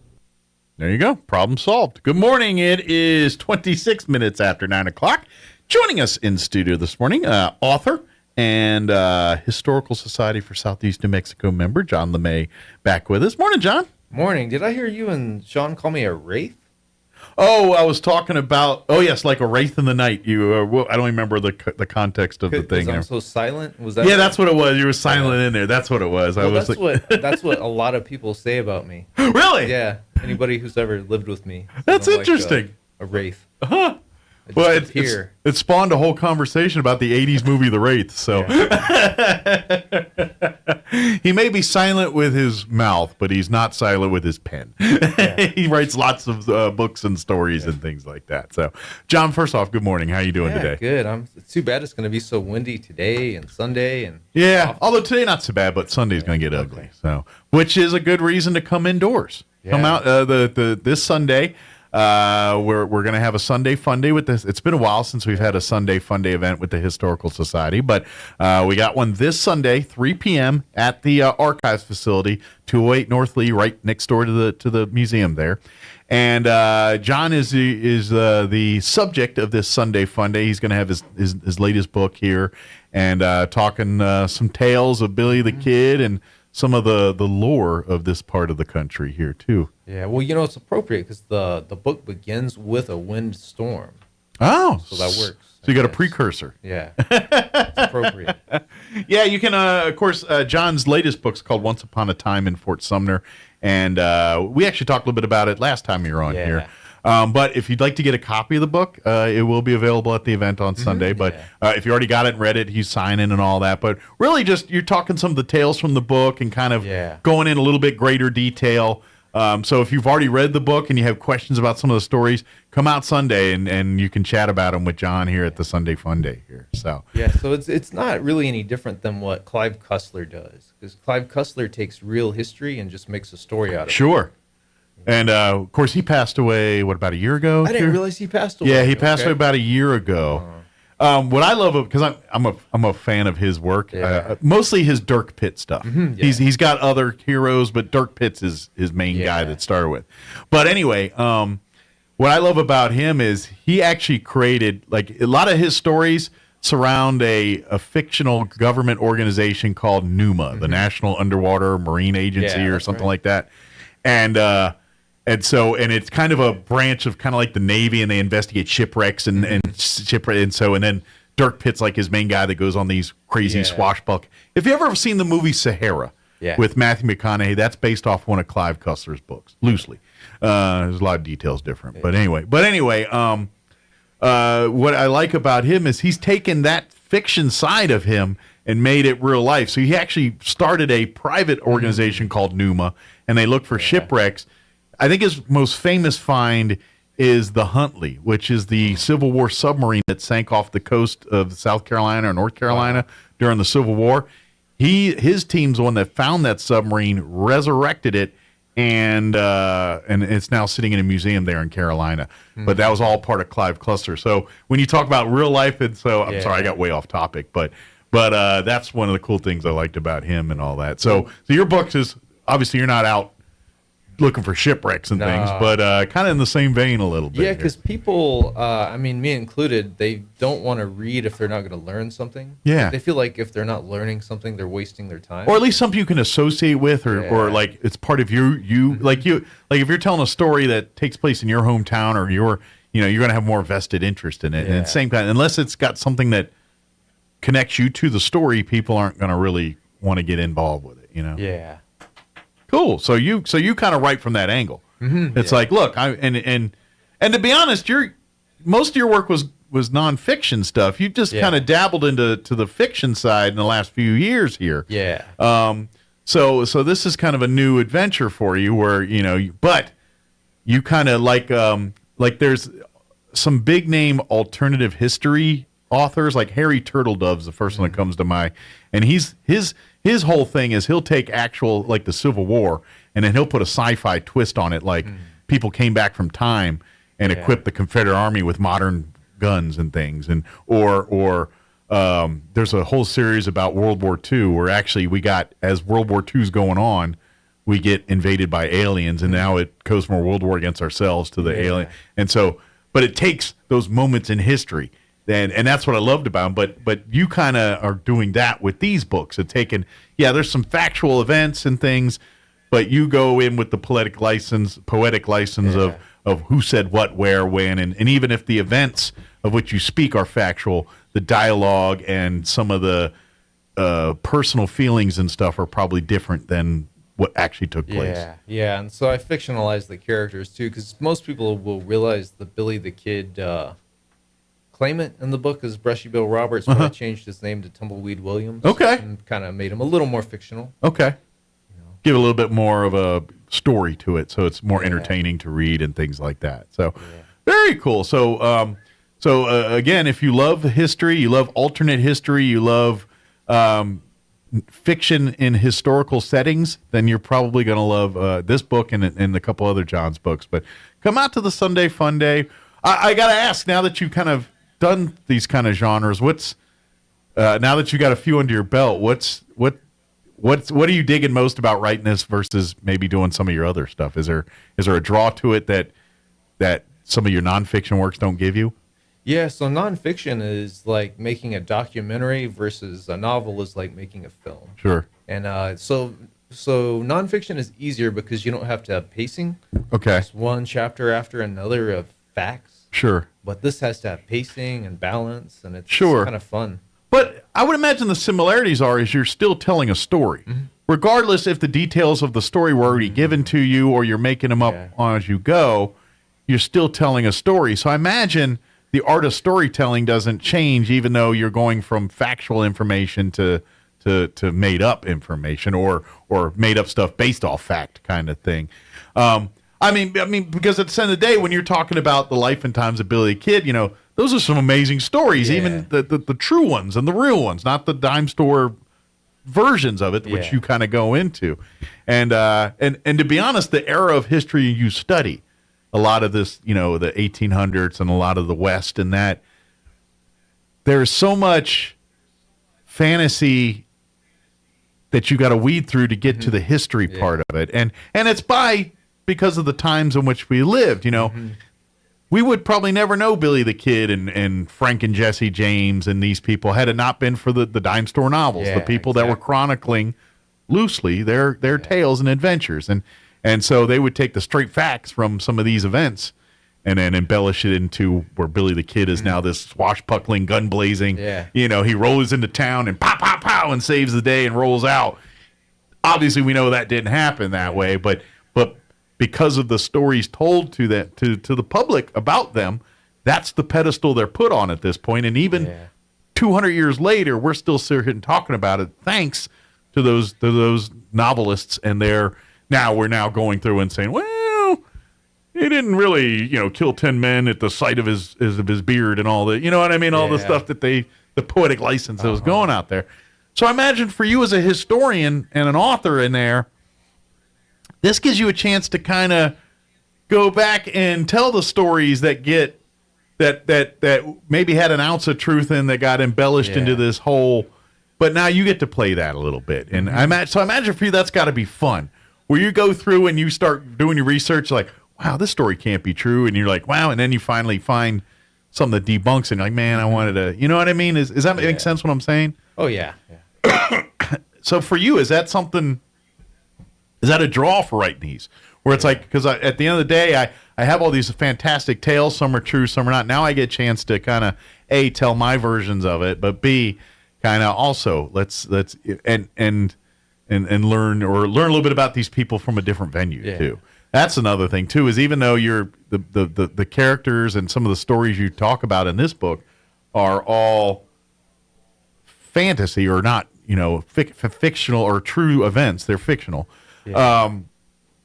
The part that makes me I think is really cool is that somebody is going to read this book with the shoot 'em up and all that, and next thing you know, they're like, I want to learn more about Billy the Kid. You know what I mean? So I think stories like this draw us to the true stories, where you hear the story and then you get interested in the world. You get interested in the environment, the life in the West. Imagine the life of what they live like, Billy. And by default, you get curious, and then you grab books, and you might grab one of his nonfiction books here from John to read. But if you're looking for a fun read, then you can go ahead and pick a copy of this book, and then of course come out Sunday. If you don't have a copy, you can get a copy there on Sunday and all that, and get a kind of a precursor of what you're getting into from John. Yeah. But if you've already read it, come out and and then you can talk with John, and because every person that's the beauty of reading. John has a story to tell, and John's got his vision, but sometimes you reading the words gives you a different vision or a different interpretation. And so that's the great part about books, is you get to talk about that and say, when you wrote this, I kind of interpret it this way. Was there any, and you kind of look at it as like, I never thought it from that angle, but you're right. It could be this way, or you're spot on. That's exactly what I was trying to do. You know what I mean? And that's the beauty of books and the beauty of stories and telling them. So come out Sunday, 3:00. It's free. Doesn't cost a dime. Bring the whole family. If you want to tell some, if you want your kids to hear some of the Old West stories and things, come out and sit them down, and John will be telling the tales and all that. Yeah, and the books, it's going to be kind of like a little mini fundraiser too, because I'm going to donate the first 20 copies of the book. So in other words, the museum didn't buy them wholesale and resell them. Oh, okay. All the profits will go to them on that day. Well, as far nice. as like the first 20 copies. Well, thank you. Very appreciative of that. So that way, I mean, even if you don't want to buy or read the book, you could come buy it just to support the museum. And give it as a gift to someone that that reads and things like that. Are those books on the website right now, or are they strictly? They are on the website. If you go to RosalindMHistory.org, while you're there, by the way, you can the scholarships, the Linda Hayes scholarships. You've got to the end of March. So if you got high school seniors or even some college continuing education, there's scholarships available. Go there. But while you're there, you can see this book and a lot of John's other books, and some of our other local authors have some amazing books. Donna Blake Birchall. Donna's, unless the wind's too bad, Donna's going to be there Sunday. Oh, good. Well, she's always fun to listen to and tell stories. Yeah, she's not going to present, but I mean, she'll be there. If you want to buy one of her books too, we'll have them out, and she can sign them. So. And when you pull her aside to sign and talk to her, she's got amazing stories too. So she's a good, I highly recommend you pick up a few of her books, especially if you love a lot of the ghost town type books, or books talking about unsavory characters that were kind of lesser known to this area. Donna's got you covered on that kind of stuff. So lesser known to the wide world, but notorious in this area kind of thing. So ones that didn't have the dime store novelists follow them around telling their tales. Hey, do we have time for a story that relates to Donna's neck of the woods? Absolutely. Because it kind of ties in with Clive Cussler too. Because his famous novel was Raise the Titanic. Yes. That was the first one, right? So, okay, this isn't like something that's heretofore unknown. Donna's written about it before. Other people have written about it. But there's that little settlement of Hope in Eddy County. Okay. Tiny little place. Yeah.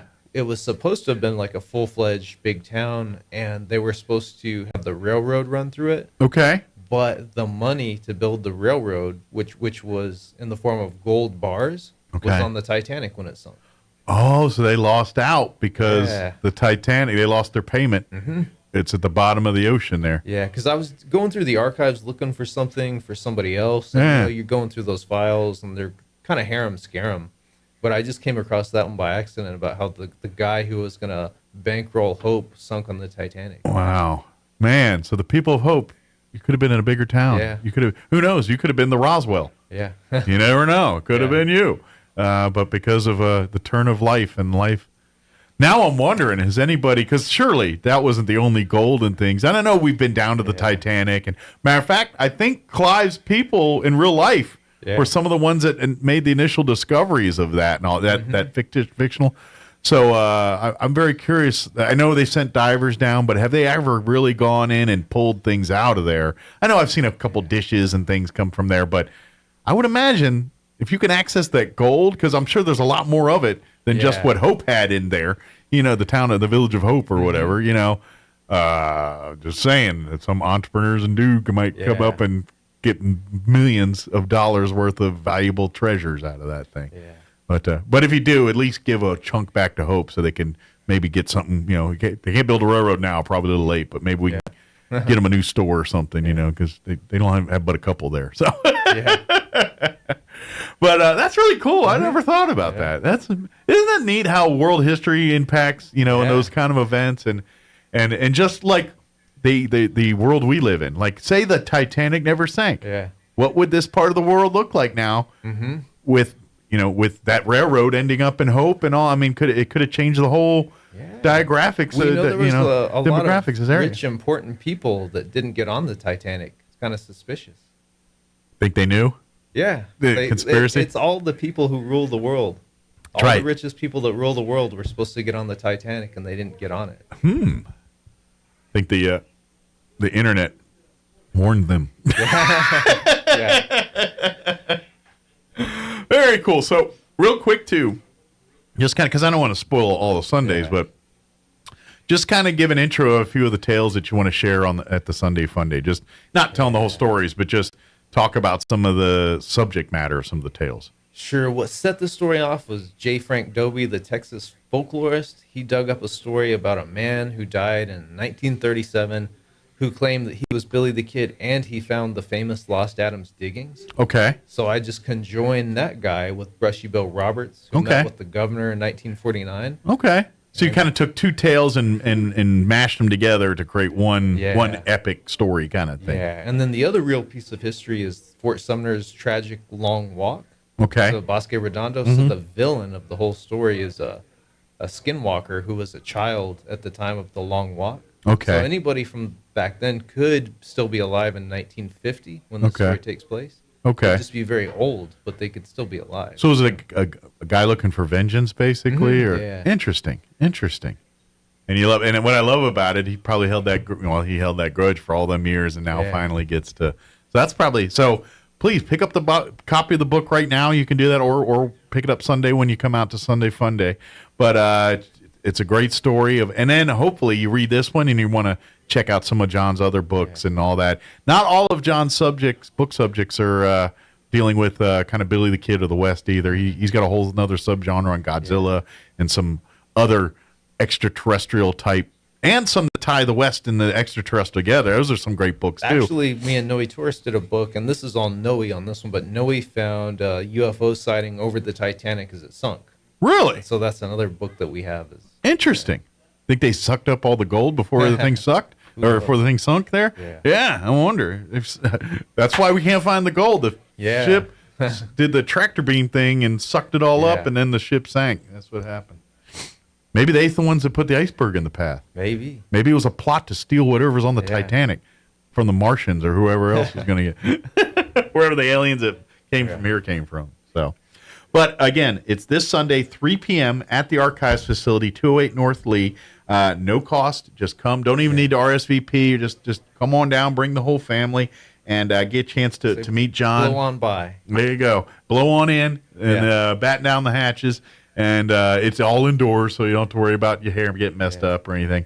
And then, of course, as an added bonus, Donna Blake Birch will be there, so you can talk with her, get some books signed and everything else, too. And then, of course, while you're there and you want to get involved, if you want to help out the Historical Society, I'm sure they'll have the loose change out there you can drop off. If you want to purchase other books and things, we'll have that stuff available. If you want to become a member, there'll be people there to tell you how to do all that, too. But you're not obligated to do any of that. We just love to have you come on out and hear the tales with John here, and then hopefully be inspired to pick up a copy of the book afterwards. So I think you will, because it's a good story, fun read. So what's next? What are you working on now? Yeah, I'm going to do 21 of those novels, so that's only 2 of 21. You know, Billy the Kid, that was his number, 21. So do you have a subject matter for all 21 yet? Yeah, pretty much. Wow. Yeah, I think so. How do you weed through all that? Is it just one day you're just sitting and like, I have an idea, or or do you sit down and physically, all right, I'm going to plan this? I mean, how does all that happen? It's fair. I think it's fairly easy. Like, I'm even thinking of one that's going to deal with the Albert Fountain disappearance. Okay. Tied in with the Spanish-Americans war in Cuba. Okay.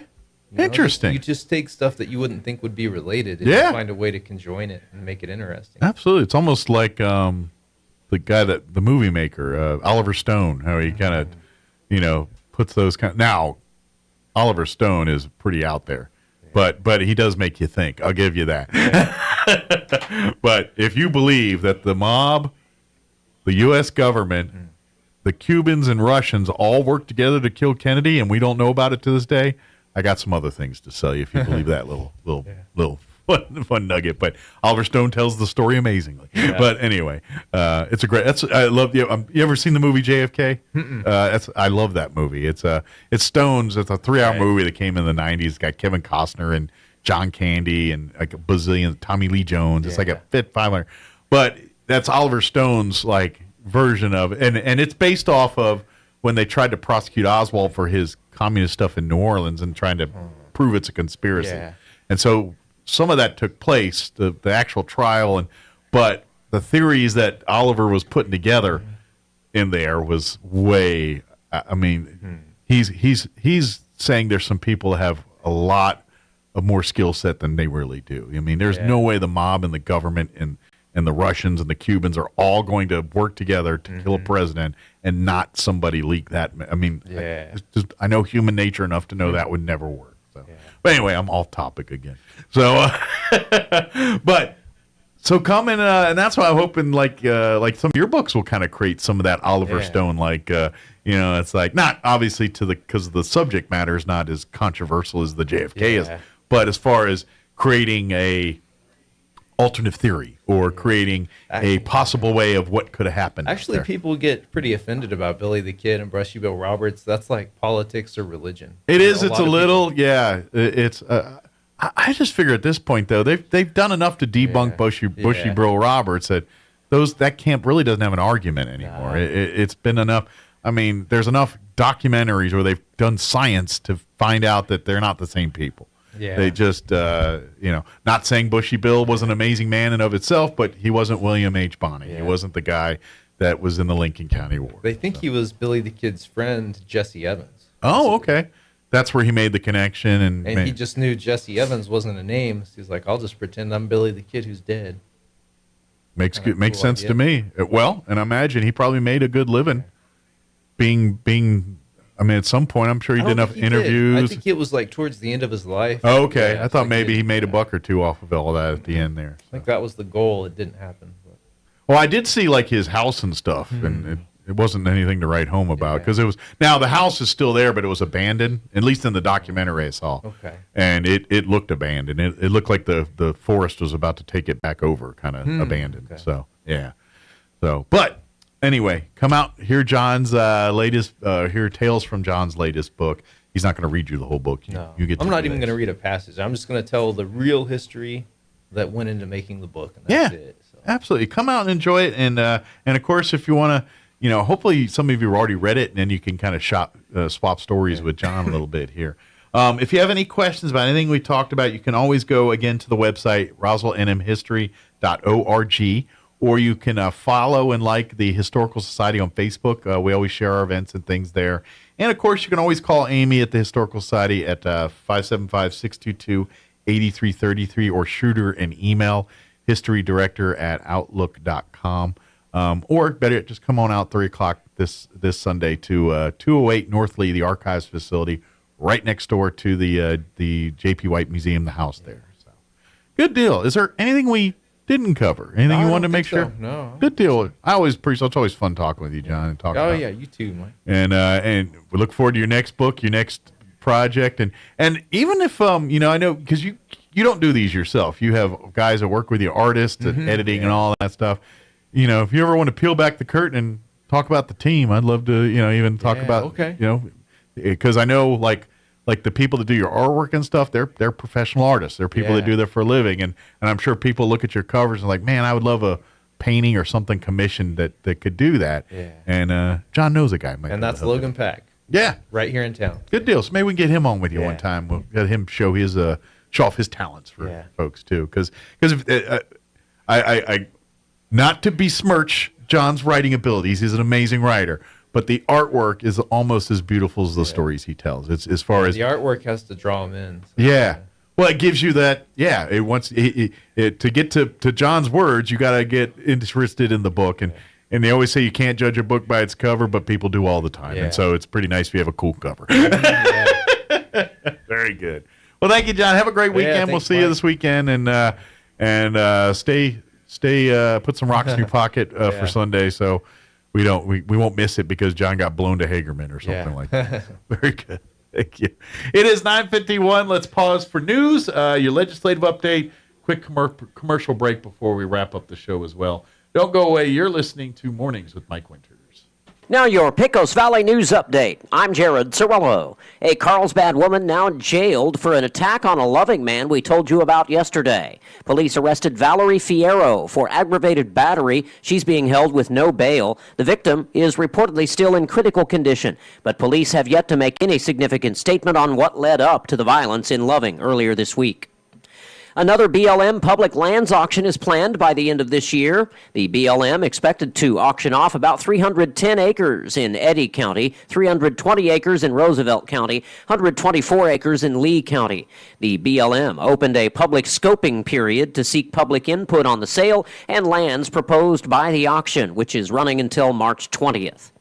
And in other BLM news, the federal agency says it wants to expand its air tanker base at Roswell Air Center, which is used for firefighting operations. The base located on the east side of the air center. The agency told the Roswell City Council this week that it's making plans for a $650,000 expansion involving the design and construction of 2 projects. You're up to date. I'm Jared Cirillo. Your morning espresso starts right here. It's the Sean Hannity Morning Minute. In the Daily Mail today, they had an article about this jury foreperson, Emily Kors. Who knows, maybe she cast an indictment spell over the entire Georgia grand jury. I have no idea, because what they're reporting is the introduction to, on her page, instructions on how to cast a magic spell as it appears on the Pinterest page. Quote, casting a circle, a way for witches to protect themselves during their magic work. 1, cleanse your space of all negative energy. 2, visualize pure energy and breath. I mean, do we do any vetting, or is this basically any warm body will do for a grand jury? The Sean Hannity Show from coast to coast later today.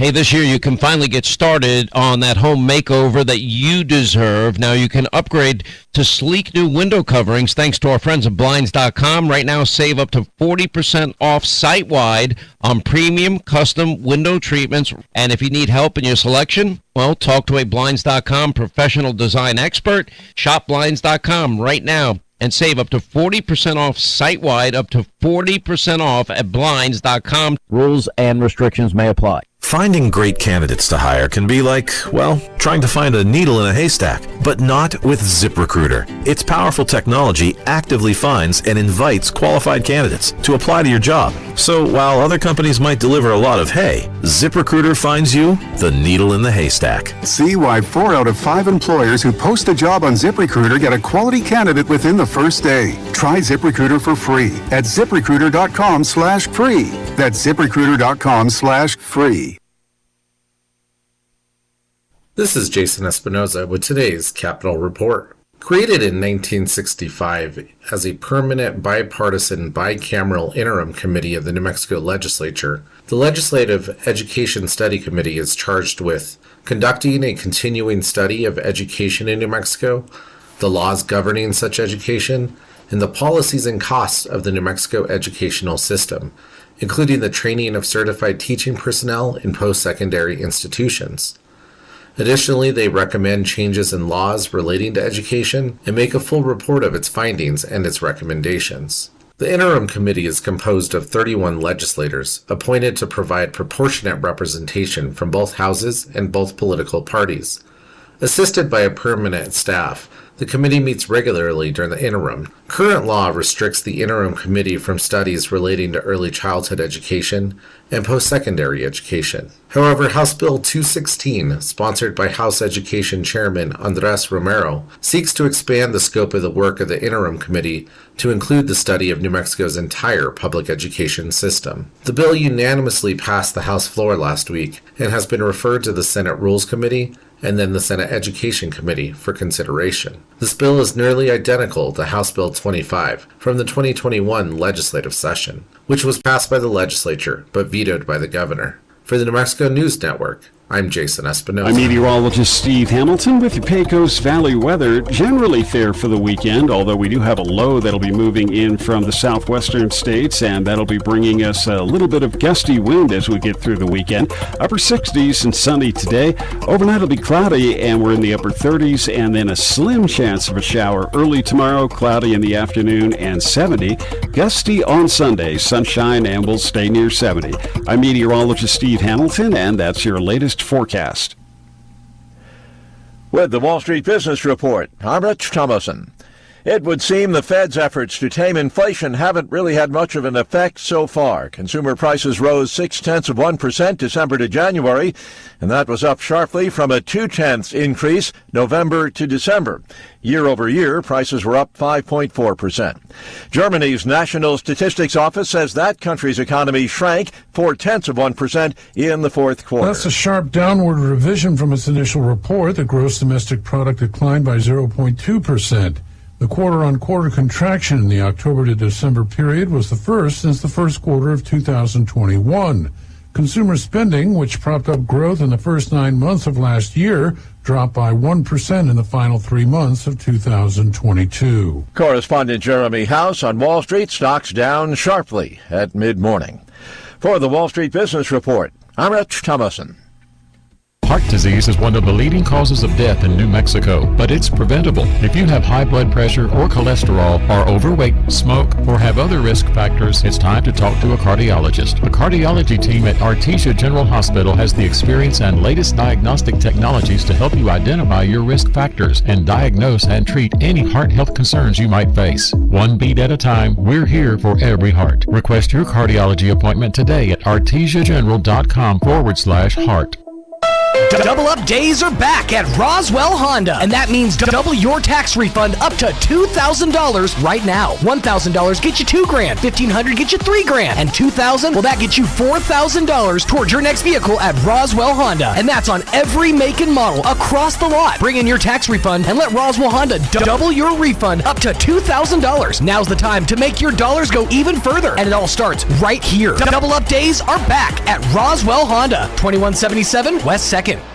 It's time to stock up on beef. Do it the most affordable way by buying a whole or half beef from Runyon Cattle. A whole beef feeds a family of 4 for nearly a year. Buy your meat in bulk for about $6 a pound. Skip the store and skip the wait lines. Beef isn't something that you should have to wait on. Stock up on New Mexico homegrown grass-fed and grass-finished beef today by calling Lisa with Runyon Cattle at 760-5655. That's 760-5655. Delivered to your home freezer. Here's a Mornings with Mike Winters fun fact. Linen can absorb up to 20 times its weight in moisture before it feels damp. Now, you don't have to get up in the middle of the night to go to the bathroom anymore. Here's Mike Winters. And it's closing in on 10 o'clock. If you missed any part of our show, I invite you to go back and check it out at your leisure. Log on to ksvptv.com. Click on the Mornings with Mike Winters channel. You'll find all of our interviews there. Don't forget, you also find it on our 106.5 Roswell's Talk FM Facebook wall. They'll be there to check out whenever you get. Matter of fact, Roy will separate them here in just a little bit from the main show so you can check them all out. Have a great weekend. We got lots going on. Don't forget to come on out. We'll see you out at the Historical Society or out at First United Methodist Church on Sunday, and we'll talk to you bright and early, 7 a.m. Monday morning. You're listening to 106.5 Roswell's Talk FM, KEND, Roswell, New Mexico. Have an amazing weekend. We'll talk to you Monday. Breaking news this hour from townhall.com. I'm John Scott. The latest statistics show high inflation has not let up.